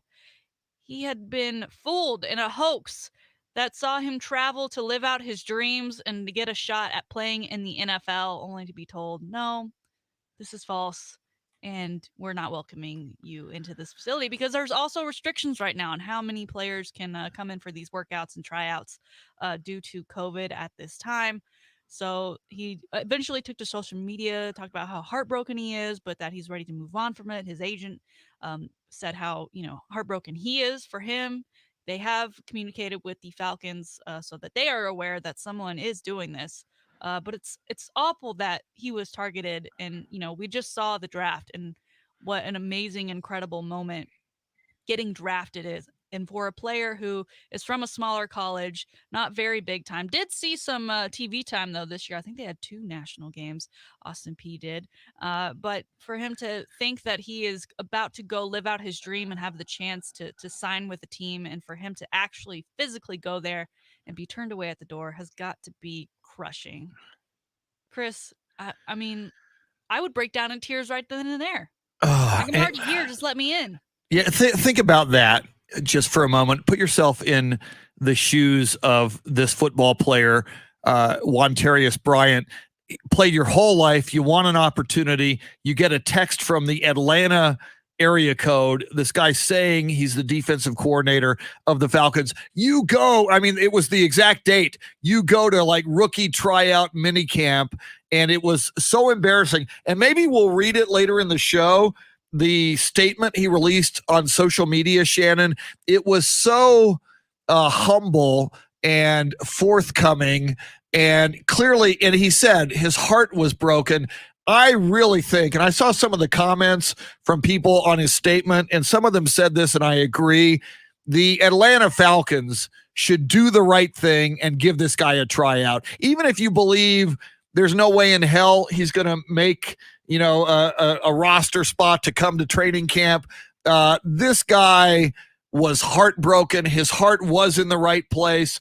It would be a good PR move for the Atlanta Falcons. It would also be doing the right thing. A guy got royally screwed over here, and was he wasn't bitter about it. He wasn't, I mean, he was just saying, I'm going to keep fighting. I've never been more embarrassed than I was by fall, and he apologized. He apologized to the Atlanta Falcons for showing up at their facility, believing he was invited. I would love to see the Atlanta Falcons at least open the door and give this guy a shot and look at him. Yeah. Clearly, this texter and person he was communicating with, it seemed very legit, right? Because this guy has an agent who also was part of sending him to Georgia for the tryout, and he has some pretty good stats from his time in college. I mean, a couple of strips and interceptions, lots of tackles. So I think he'd be worthy of a tryout at this point, at least for the the notoriety of it all. I just hope that nothing like this is happening to other players, especially when it's something like that. Like, this is someone's dream, right? It's not like you're just pulling one over on somebody about something random. This is someone's dream and livelihood that you are messing with here. And it's sadistic. And think Mhm. about it. I mean, think about the cost of Yes. a ticket to I think it's from Atlanta. Nashville. Yeah, you're from Nashville. You got to go to Atlanta. You probably had to get a hotel room. So yeah. I mean, it's mean. It's sadistic. People do awful things on the internet and in life, and this is just one of them. Yeah, I wouldn't be surprised if we've got some sort of criminal investigation going on now for whoever did this, because how did he get the phone number of this player and that he's impersonating Ooh, the defensive coordinator? they do have a text number. If it's not a burner phone, and it probably is, but I would love to see the perpetrator get nailed. Yeah, because there's some sick people out there who hear this story and think, oh, I have someone who's now trying to get into the NFL. He went to my high school. I have his cell number. Let me try and fool him. Yeah. Pretend like his dreams are coming true, and then I can crush him. It's absolutely horrible, but something I felt we needed to share today, and lift this guy up, hit his social up, lift him up. Yeah. He needs it right now. Amen. And that there concludes today's Salty Shakedown. Outstanding Salty Shakedown. As always, a couple of notes from what we just did, Shannon. John Williams, who joins us from Dallas, says that Tampa to Miami is a 5-hour drive. You were talking about Tom Brady and having a home in Miami and having a home in Tampa. According to John Williams, it's a 5-hour drive. And a birthday shout out to Yolanda Bermea, who joins us frequently in the morning. Yolanda Marie Bermea says, Tony Parker and I share a birthday on this May 17th. So Yolanda, happy birthday, you and Tony Parker. Now, Tony, we watched the documentary. We loved it. We saw the inside of his house, his special room with all of his jerseys and his championship rings. And I felt really attached to his family and his wife and his kids. And they split their time between France and San Antonio. And then he got a divorce recently. From this woman? Now, I knew the Eva Longoria thing broke up. Now he's divorced again. Oh, no. I didn't know that. I feel like I just got to know you on that level. And now I'm having to start all over. So he's back in the weeds with me for a little bit. Speaking of significant others, and a lot of our listeners here in San Antonio in particular know her, and she's a friend of mine, and I've done some radio and some television with her. Vanessa Macias, the significant other of Tim Duncan and the mother of their most recent child, Quill. Vanessa Macias in the audience, obviously, for Tim Duncan with all of Tim's 3 kids, one of whom they share together. Vanessa looked fantastic, and Tim Duncan paid tribute to Vanessa. I'm trying to think, because I was doing, when she started seeing Tim, I think that was right around 2012 or 2013. So she's been with Tim now like 7 or 8 years.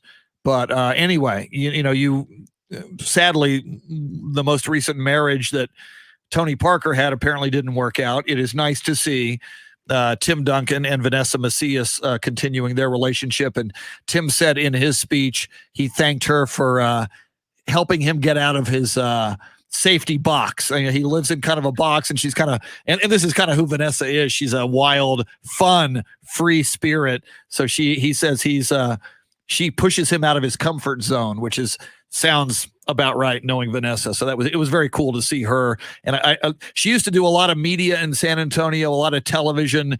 She was on Great Day SA, a local morning on the CBS affiliate local morning show, doing like car commercials for World Car. So cool to see Vanessa Macias there with Tim at that ceremony. You said their son's name was Quill? Daughter, Quill. Daughter, Quill? Yeah. That's a pretty awesome name. Yeah, they got some cool names. Ever since you said it. Yeah. Quill. Some very, very cool names with Tim's kids. Coming up, we will hear from Kim Mulkey as she spoke at the Naismith Memorial Basketball Hall of Fame induction ceremony. And Andy Everett. Is Andy with me on the Spurs in One? Andy, a longtime Spurs sports and entertainment broadcaster, in addition to being a golf guru and the voice of UTSA athletics. Oh, and your chance to win corn tickets in about 25 minutes. Don't go anywhere. We're with you till 9 on the Chris Duel Show.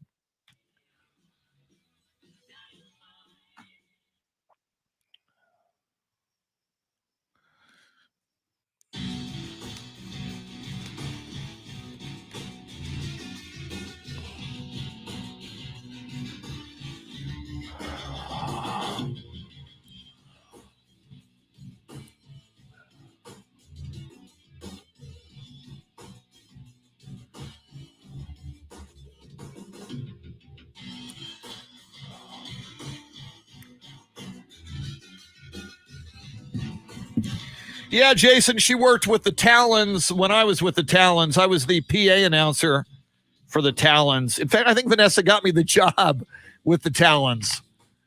They were looking for a PA announcer, and I think it was Vanessa who recommended me. So I owe her all those paychecks. I'm getting coffee.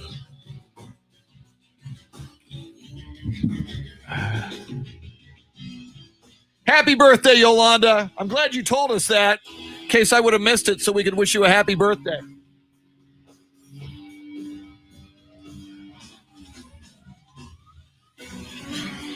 So we're going to go montage first, and then Kim, and then corn music at 20. I'll just call for the corn music, and then we'll toss it to Shannon to. Okay, so montage, then Mookie. Yeah, montage. Then we'll call for each of them, but montage and then Mulkey. Yeah, and then corn at 8:20.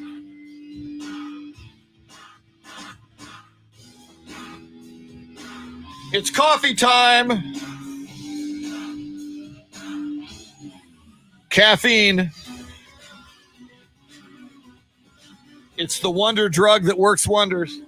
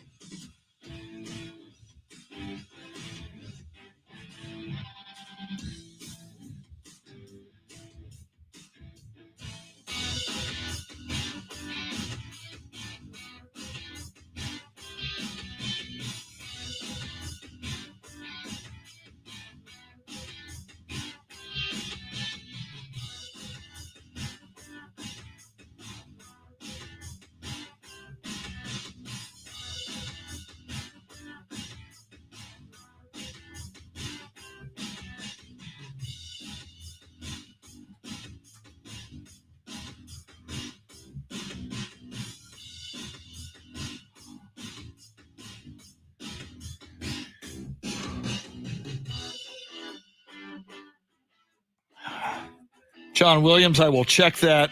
Alva Ibarra, thank you very much. Thanks for your kind words. Thanks for listening and watching the show. Yeah, Jason, the Talons were fun. I enjoyed those games. And I think especially in the spring, arena football can work. You know, we're so starved for football. Sadly, the ownership of that franchise, there were some issues financially with that owner. As you know, since you were a season ticket holder, they had good crowds out there at those games. But ownership was a little dubious.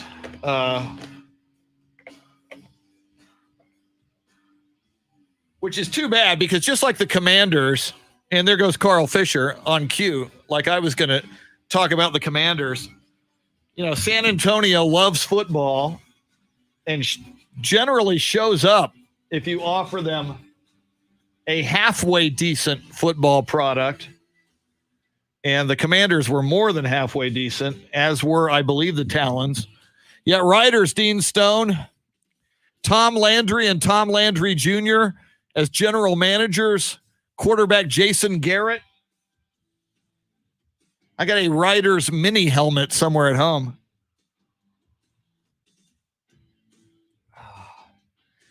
Okay, we got a montage first.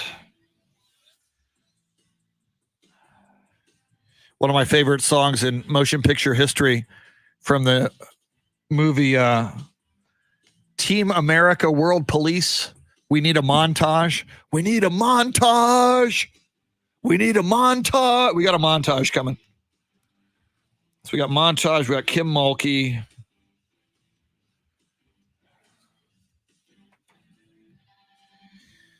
Yeah, Jason, we should have an XFL team. I agree with you.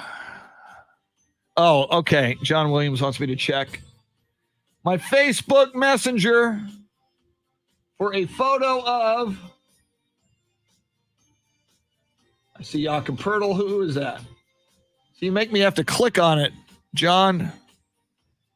Because it was so small in the box. And then I click on it, and my slow computer here. Paul McCartney, Dave Mason. Very nice. Dave Mason and Paul McCartney.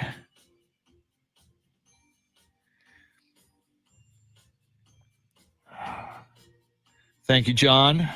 Thank you for the Miami information earlier. Gonna guzzle down some coffee while I got a moment.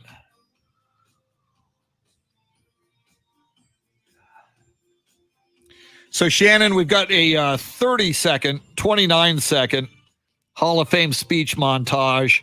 Then we'll go Kim Mulkey. Okay. And then I'll ask him for Korn music at 8:20, and then you introduce that giveaway.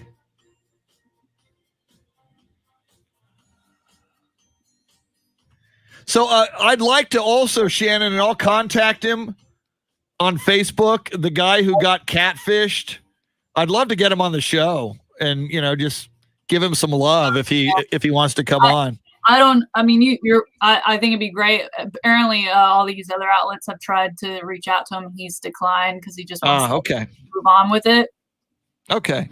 I think it would be, I think the more, but yeah, the more airtime he gets, the more some coach somewhere or even a coaching staff might be interested, but okay.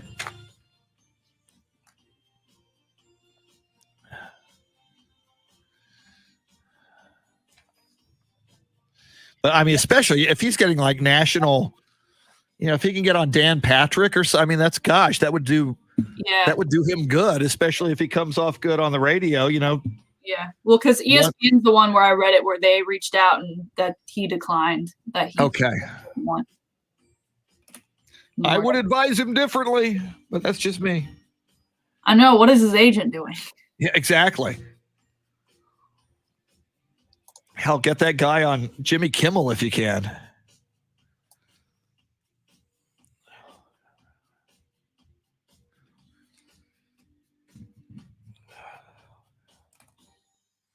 Here we come. We should probably give some love to Sam Houston State as well for winning their first ever FCS championship. Here we come.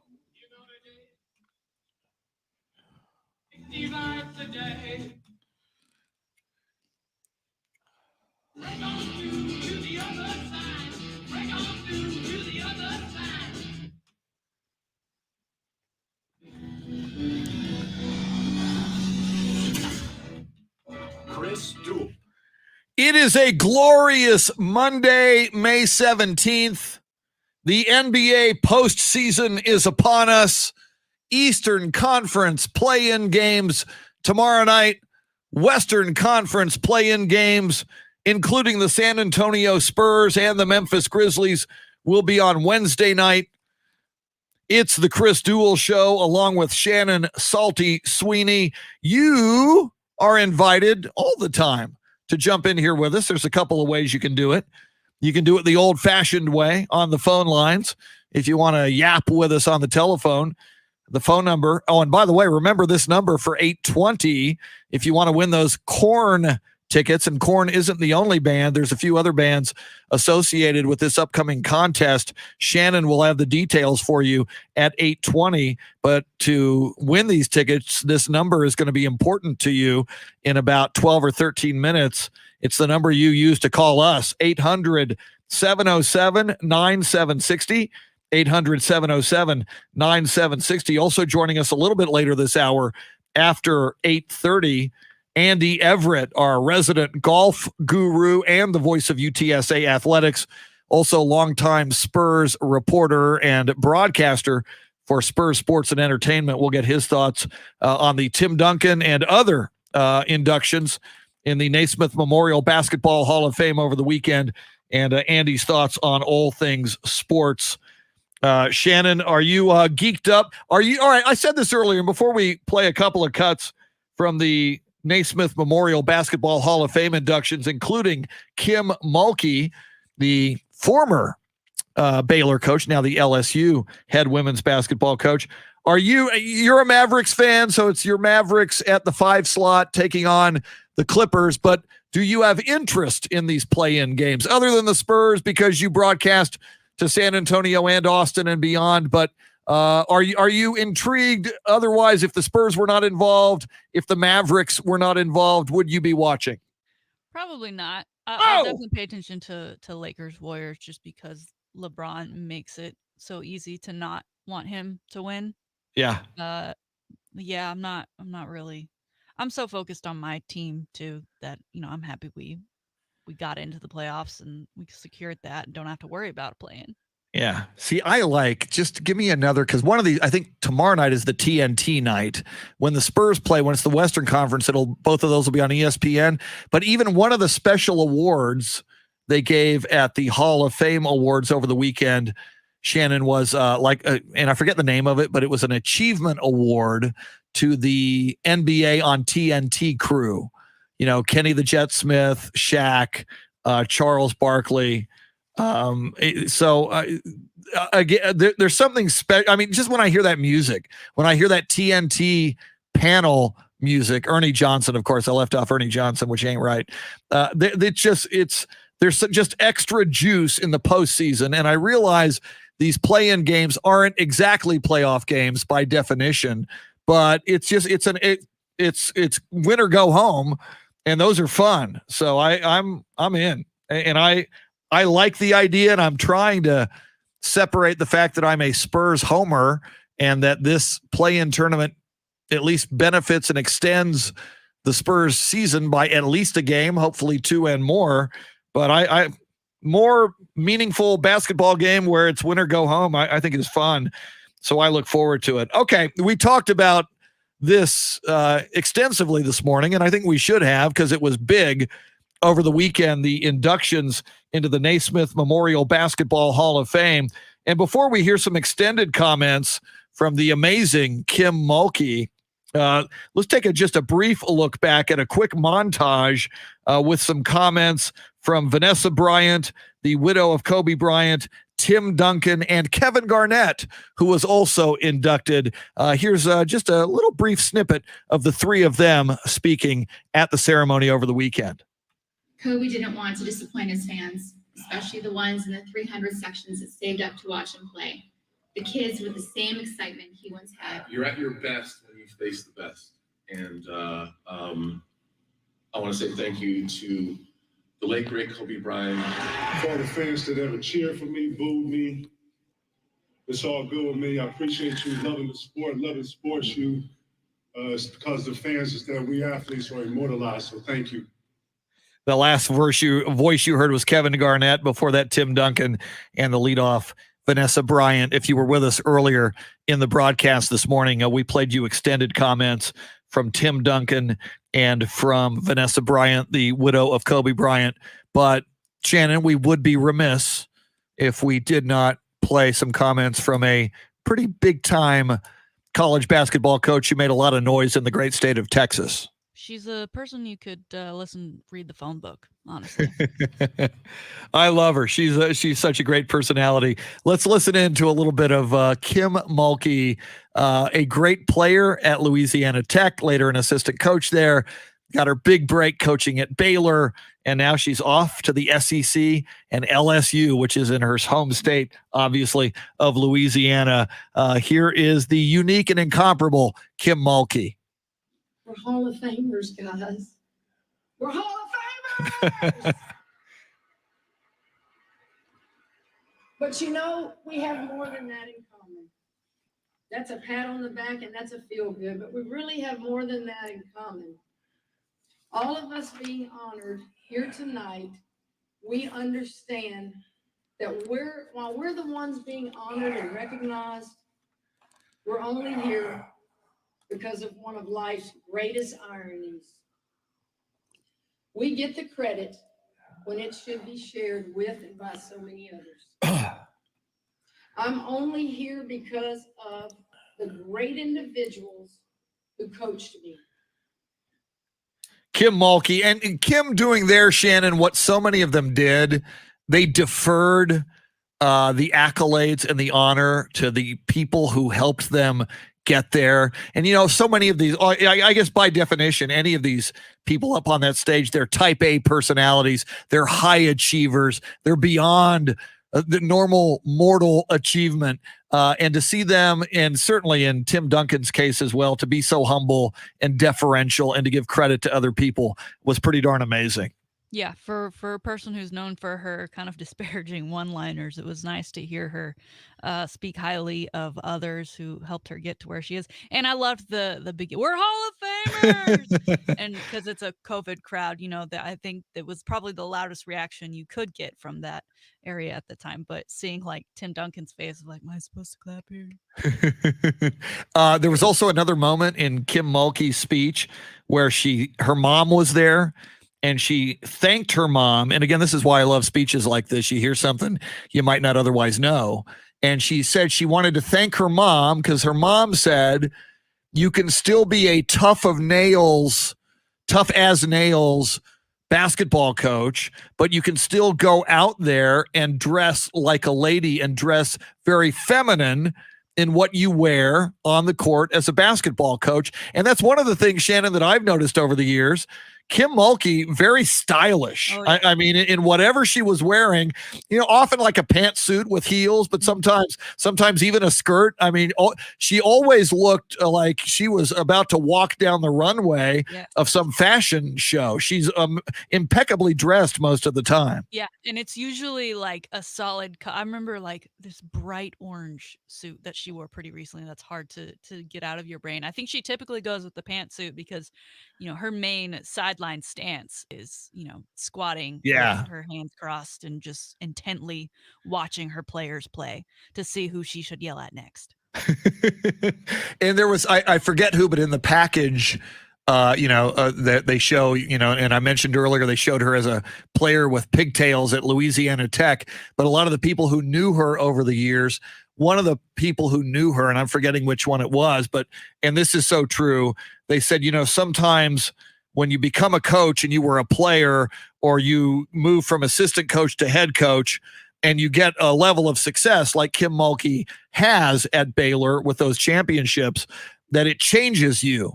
And this was somebody who I guess knew her all the way back as a player at Louisiana Tech, who said, the Kim Mulkey you knew as a player at Louisiana Tech is the same Kim Mulkey you see today. Fiery, passionate, relentless, in your face. I mean, you decided enthusiastic. We're Hall of Famers, everybody.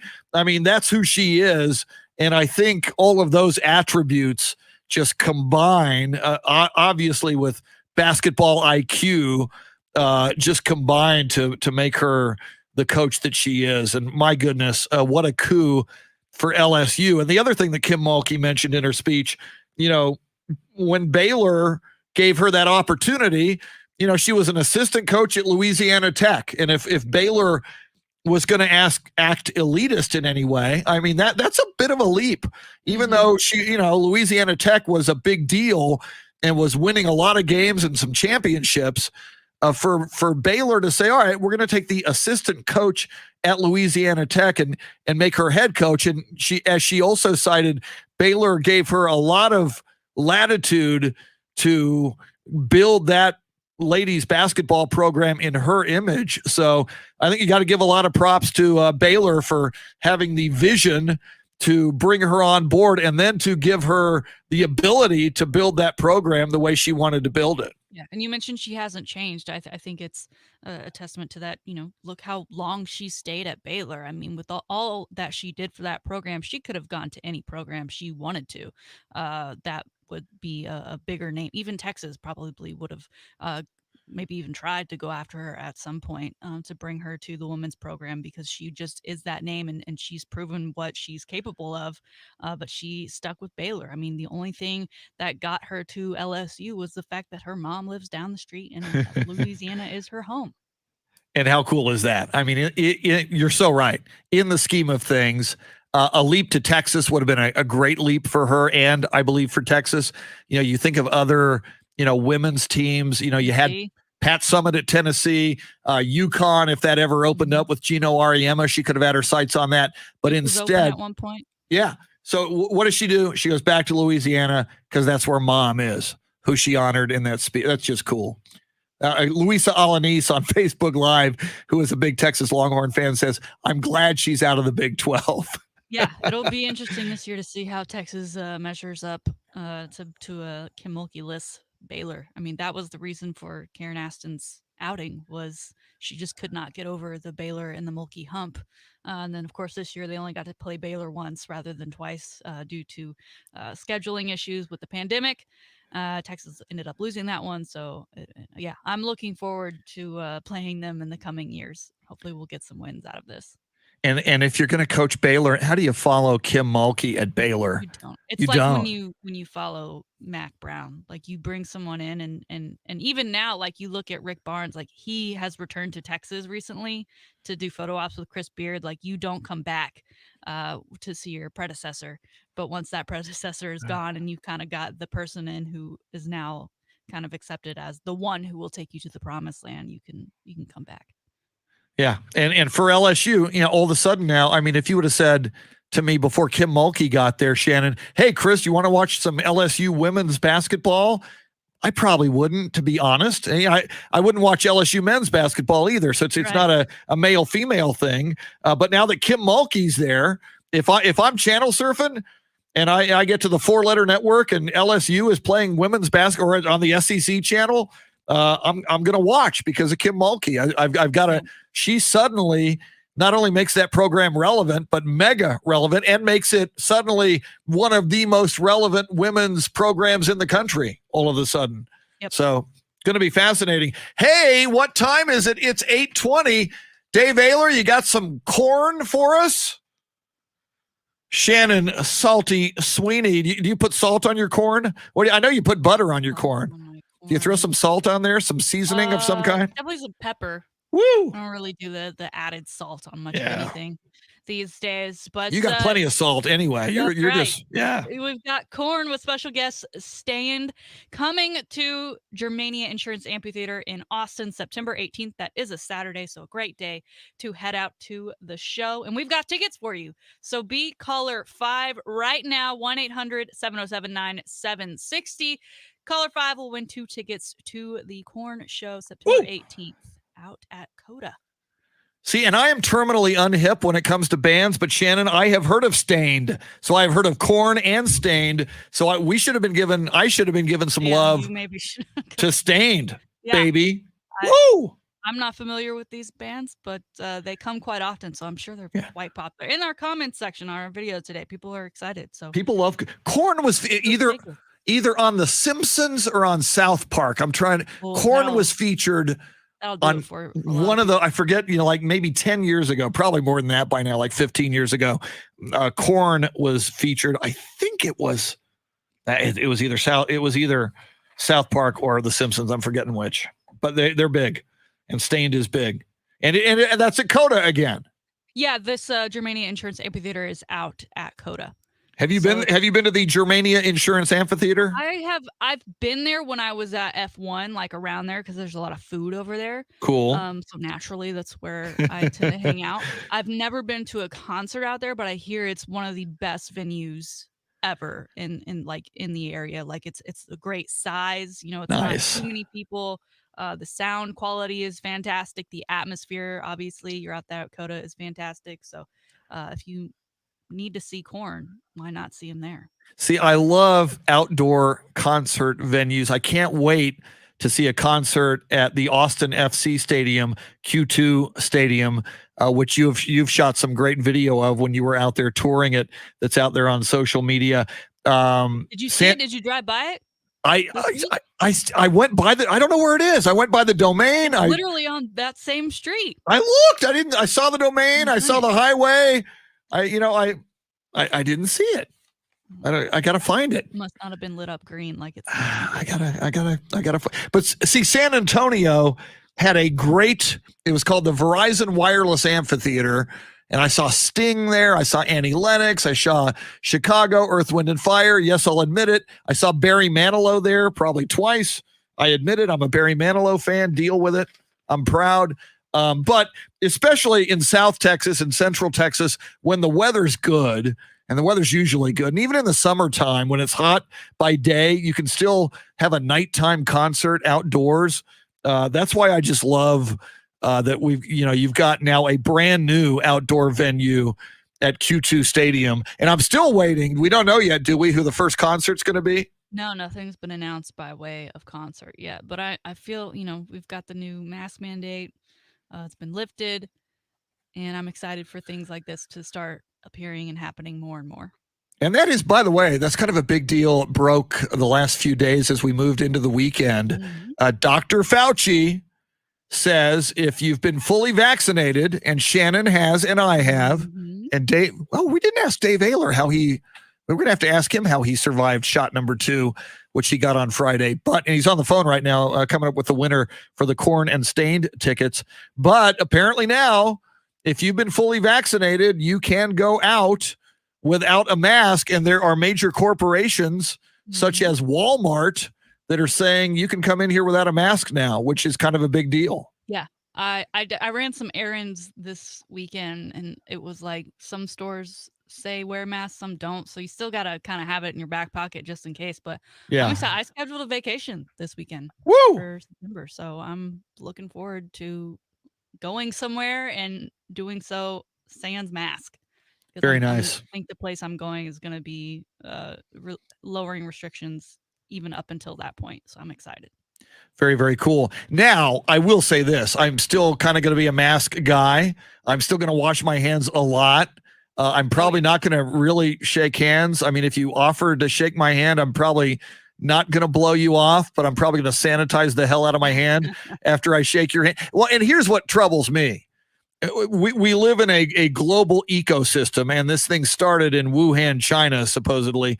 You look at other countries around the world, and I just want to say, be careful, because in the United States, yeah, things are looking better numbers-wise, but you look at other countries where it's still exploding, and one dude gets on an airplane and comes to the United States, and with different variants of this thing, we could be in trouble again. I'm just suggesting that people be vigilant still, because until it's eradicated or significantly diminished globally, we still have some issues locally because it can come get us over here. Yeah.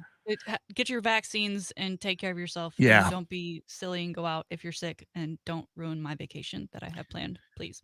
Be a good human. Dave Ayler, do you have the winner for us on these tickets? Daniel Garcia. Daniel Garcia. Congratulations, Daniel Garcia. And before we go to break, Dave Ayler, we didn't get your second COVID shot update. How did it affect you? It went really well. All I got was a sore arm. Dude, great. That's it. Yeah, and I got that on the first one, so I was kind of expecting that. I was a little lethargic going in when I was going to bed on Friday night, so I go, oh, God, here it comes. Woke up, I was fine. Except my arm hurt really bad. Yeah. So you never know. It knocked Shannon and me down. My friend Steve Duraco's fine. You were fine. Yeah. Tanner Carlson, pretty fine. So just go get your shot. Get vaccinated so we can all chill and have fun. Coming up, I wonder if Andy Everett's vaccinated. We'll ask him. Andy Everett, our resident golf guru. We will see his Spurs prediction, his thoughts on the Hall of Fame, what's the latest in golf and college sports. And somebody better give some love, and we'll do it in the next segment, to the Sam Houston State Bearcats. They win their first ever FCS championship game over a powerhouse. This team has won a lot of them. South Dakota State at Frisco. They beat South Dakota State yesterday, 23-21 in the FCS championship game after a 75-minute lightning delay. So congratulations to the Sam Houston State Bearcats. We'll maybe talk a little college football with Andy Everett as well. She is Shannon Salty Sweeney. He is Dave Ayler. He don't need no stinking side effects from a second COVID shot. He's cool. I'm Chris, with you till 9. Thanks for hanging on the Chris Duel Show.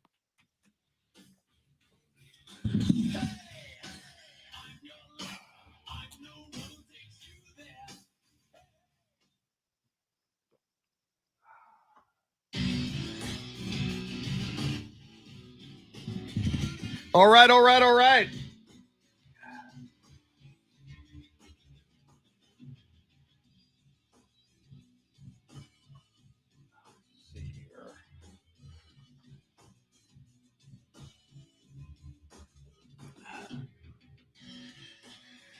Yeah, AJ Green says this is how variants happen. Yeah, I heard Clay Travis this morning, in between telling us how great he is and how great his show is, and saying right after every segment, he said COVID is over. He said he went to some minor league game in Nashville over the weekend, no mask restriction. Clay Travis declares COVID is over. I think if too many ugly Americans have that attitude, if it's big in other countries, it ain't over. It can get here quickly. So people need to, celebrate the progress, but be smart. As I put on my mask to step out the door for a second.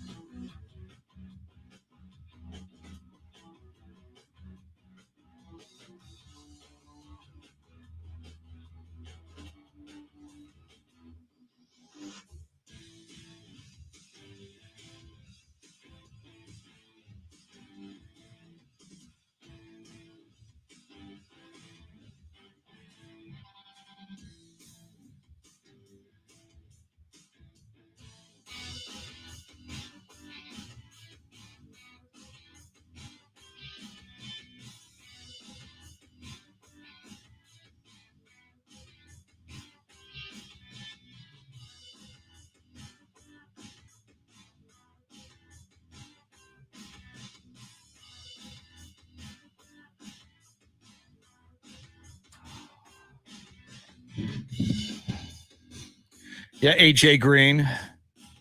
The UK and India disagree with it being over. Exactly.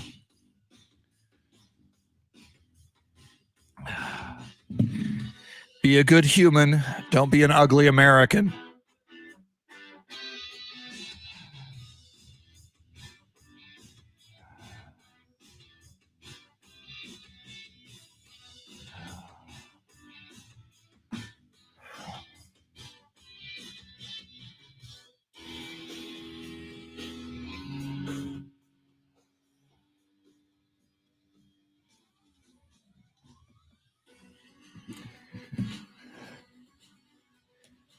John Williams says, Chris, ask Shannon her prediction between the Clippers and the Mavs.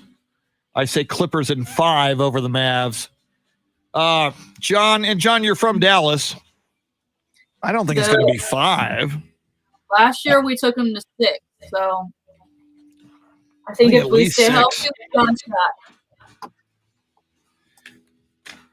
Yeah, we'll going into each round, we'll make predictions. Tomorrow we'll make predictions for the East play-ins, and then the next day the West, and then once we're into the actual playoffs, we'll make some predictions. And those that we know, because we're going to have some Friday night play-in games, but the rounds that we know, we'll make some picks because some of those games will start over the weekend. So we'll track our picks. Okay, now you gave Dickie's barbecue pit. John, you send me the most diverse, unusual things. I don't know why you sent me Dickie's barbecue pit, but thank you. I support barbecue.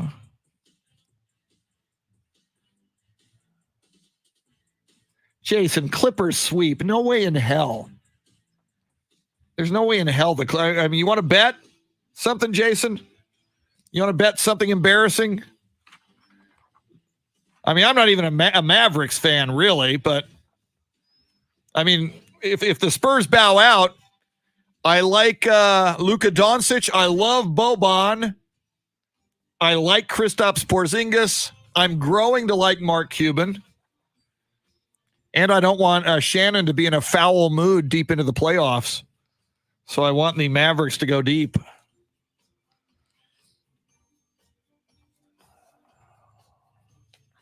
Yes, Carl Fisher, and I should have said that. 8:20 all this week.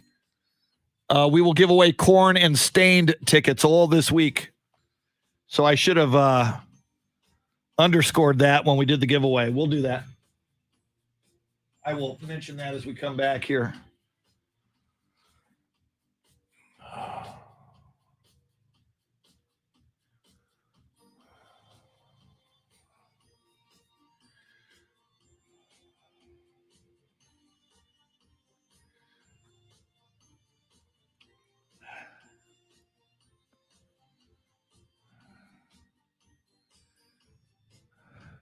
Andy's ready. Thank you, sir. You got any special music coming? I've got Katy Perry. Katy Perry, thank you. Did she kiss a girl and she liked it? California Girls, actually. California Girls, thank you.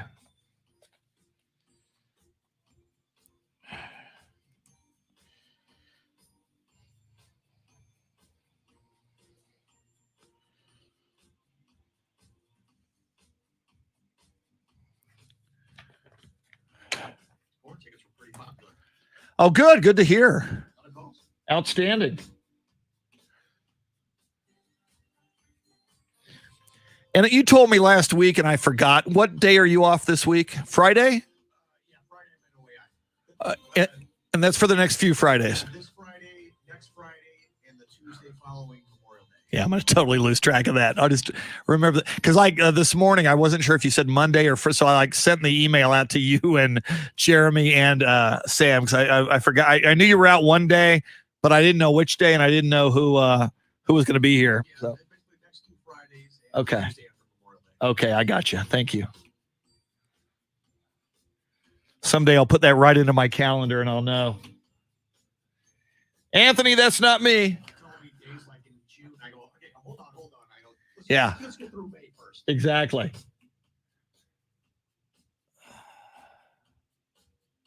Yeah, Anthony, that's not me. That must be Mike Taylor. Here we come, Andy Everett.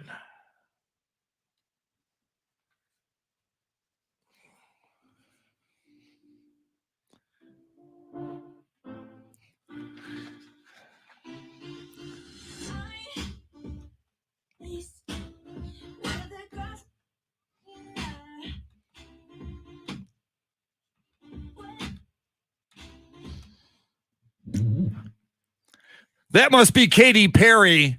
Anytime on this radio program, which is the Chris Duel Show, along with Shannon Salty Sweeney, anytime on this radio program, you hear Katy Perry or ABBA, you know Andy Everett must be somewhere nearby. Because while I admit that I like Barry Manilow, Andy admits he likes ABBA and Katy Perry, and there's nothing wrong with that. Andy Everett, how are you doing this morning? Very well. How are you guys? We are good. First of all, a thank you for hanging out on Friday on the show along with Shannon. You're always a fine human being and a great American and very, very helpful. So thank you, sir. You got it. Anytime. Now let's move right into the Naismith Memorial Basketball Hall of Fame induction ceremonies. Did you get an opportunity to catch any of Tim Duncan's acceptance speech? Yeah, I did, and I thought it was typical Tim. I think people don't realize that he does have a humorous side to him. He just doesn't like to show it very much in public. I think he's always kind of been the reluctant superstar. I've said this before because he would rather just not do it. I would imagine he's turned down, I don't know, $200+ million over the year in endorsements and opportunities to put himself out there. He's never been a me guy, or he may have never stayed in San Antonio past his initial first couple of years here. And so I think we were blessed to not only have a once-in-a-generation superstar, but one that didn't necessarily care where the spotlight shined on him, and that's why he was so successful here, and I think that's why he and Pop were able to get along so well. Andy, what are your thoughts on the Hall of Fame induction ceremony as a whole? I don't know that it could get much bigger with the names, not just those that are being inducted, but then you have Michael Jordan, who played a huge role throughout the ceremony. Yeah, and I think that shows you the influence that Michael Jordan had, that he and Kim Mulkey were on both Olympic teams in 1984, and I guess met each other, knew each other from way back then. And, you know, it's kind of... We might have lost Andy. Andy may have dropped there. If he did, we'll grab him back. So just until we get Andy back, Shannon, again, what a huge thought. Until I saw them together on that stage. Here comes Andy. Andy, we're sorry. You were talking about the connection between Michael Jordan and Kim Mulkey. Go ahead, Andy. Yeah, I think that you know, we go back to 1982. That's less than 40 years ago. We did not have an NCAA women's basketball tournament. And now we've had not only had one, but we've had several great ones. And look at the impact that Kim Mulkey's had on so many different women throughout the world, and the championship she's won at Baylor. And I thought that was touching. I knew that, I think in the 70s, 80s, they had some kind of a different level that they called the NCAA women's basketball tournament, but it certainly was not anywhere near what it is now. And then I've always been a Kobe Bryant fan, and I know that may be sacrilegious to a lot of Spurs fans, but to me, and from about 2003 or 4 to about 2010, if there was one guy that I had to make a shot for my life, that's the guy I want. He made so many incredibly difficult shots, more so than any other player I've ever seen. And because he only won 6 championships and 5 championships to Michael's 6, I don't really know what the difference is between Michael Jordan and Kobe Bryant. Most people say Michael's the greatest of all time, and I'm not going to argue with that. But Kobe's right in the ballpark, and obviously LeBron's challenged both of them. But that was a pretty high guys up there and girls that were inducted into the Hall of Fame on Saturday. Well, and Andy, as you speak your appreciation for Kobe Bryant, obviously Coach Greg Popovich over the years has been a big Kobe fan as well, and I think that speaks volumes. I thought that Vanessa Bryant, the widow of Kobe Bryant, and again, I look at her giving that speech, so many these other players, even Tim, a man of not many words throughout his career, but he's a public figure. He's used to having those cameras in his face ever since he came out of Wake Forest. I thought Vanessa Bryant did about as well as she could have, and I was very impressed and moved by the tribute that she paid her late husband, Kobe Bryant. Yeah, I think she was very elegant. Here's the one thing, though, that I admire the most about Kobe, and I think Tim falls into this category as well. And I think this was always the rift that he and Shaq had in their later years together in L.A., and that is as Kobe Bryant prepared himself for every season before the season began. And there's so many players in the NBA, and I've said this about probably 80% of the rank and file in the NBA, is that they enjoy the lifestyle the league gives them more than they do the game or playing it themselves. Anyway, some may disagree with that, but not every player goes to the gym 6 days a week in the summer. Kobe Bryant did, probably some days 7. And not every player shoots 500 shots a day in their off days in the off season. Kobe Bryant did. And to me, that's what separates the good from the great, is that they're willing to work in their craft when no one else is watching. Andy, the play-in field has now been set. The Spurs will take on the Grizzlies this Wednesday. What do you like about that matchup for the Spurs heading into this one? Well, first of all, I hate the fact that we're having a play-in game. I think it kind of goes along the same lines as giving a trophy to the person that finished in 14th place in the league, or 10th place in a league of 15 teams in the West, and the same in the East.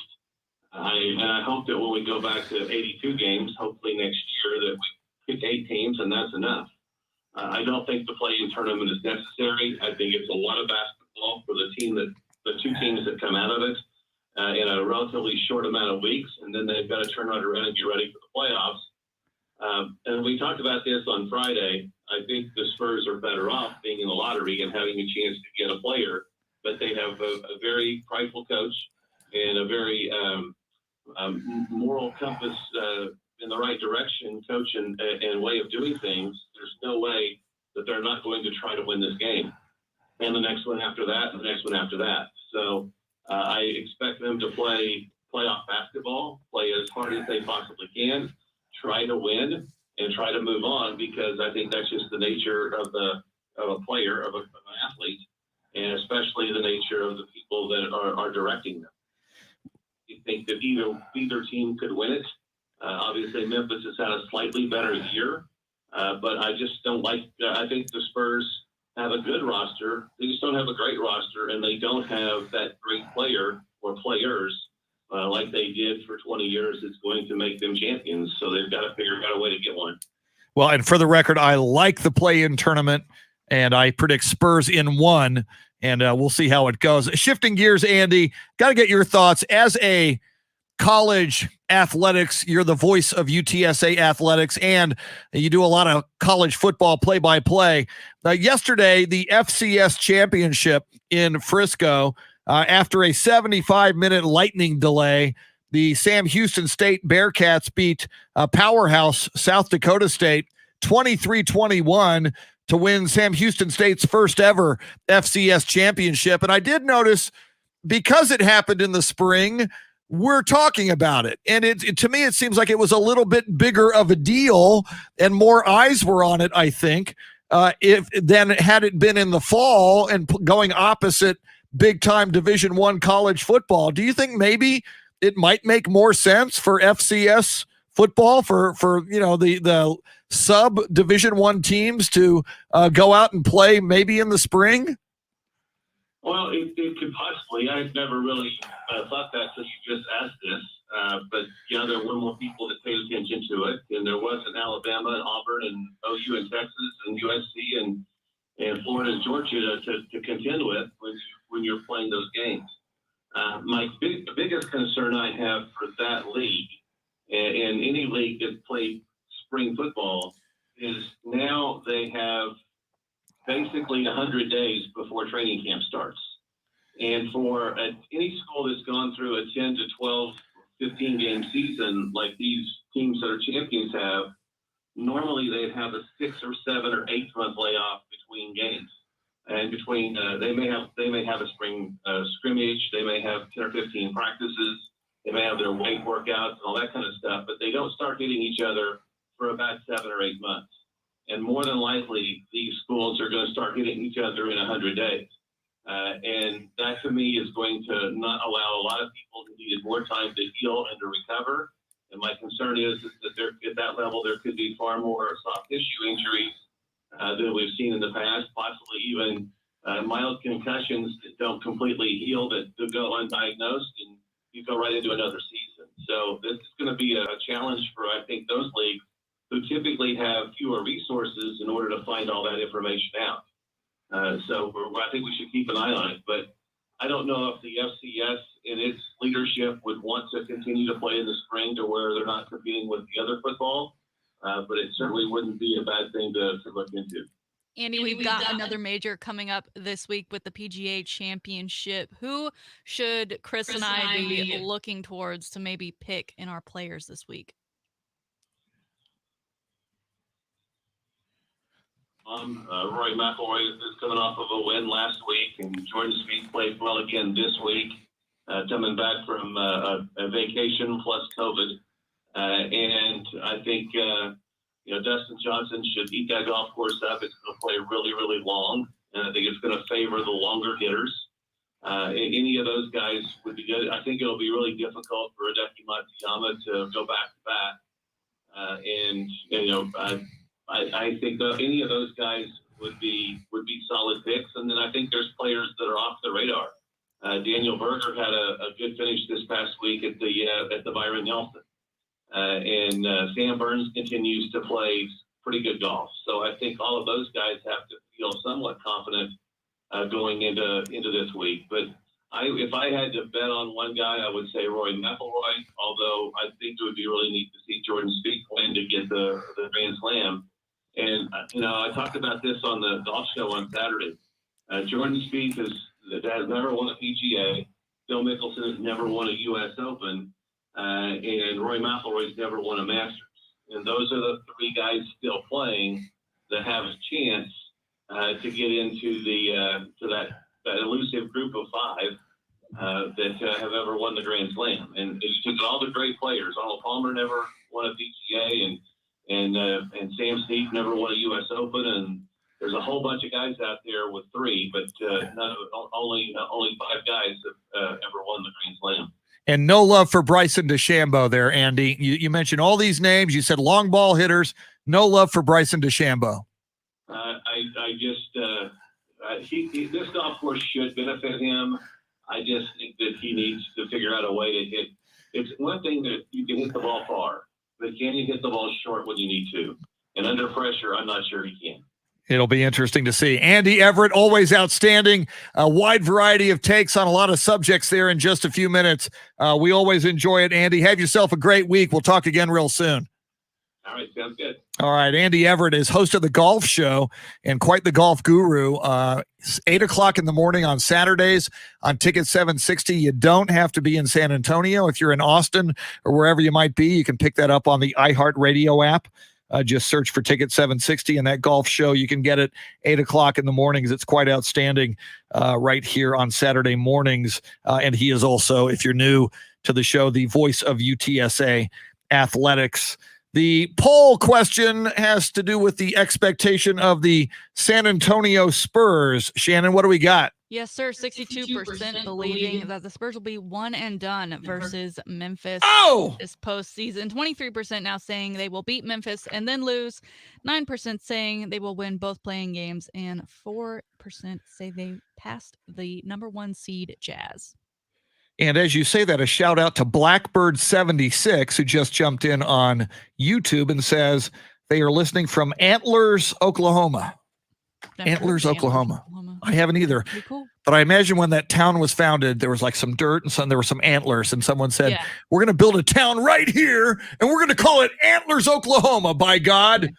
And there you have Antlers, Maybe Oklahoma. a big deer hunting town. Yeah, I would imagine. If you're a deer, I would stay away from Antlers, Oklahoma. I imagine they got some big guns waiting for you. And they like venison for some reason. Just a theory.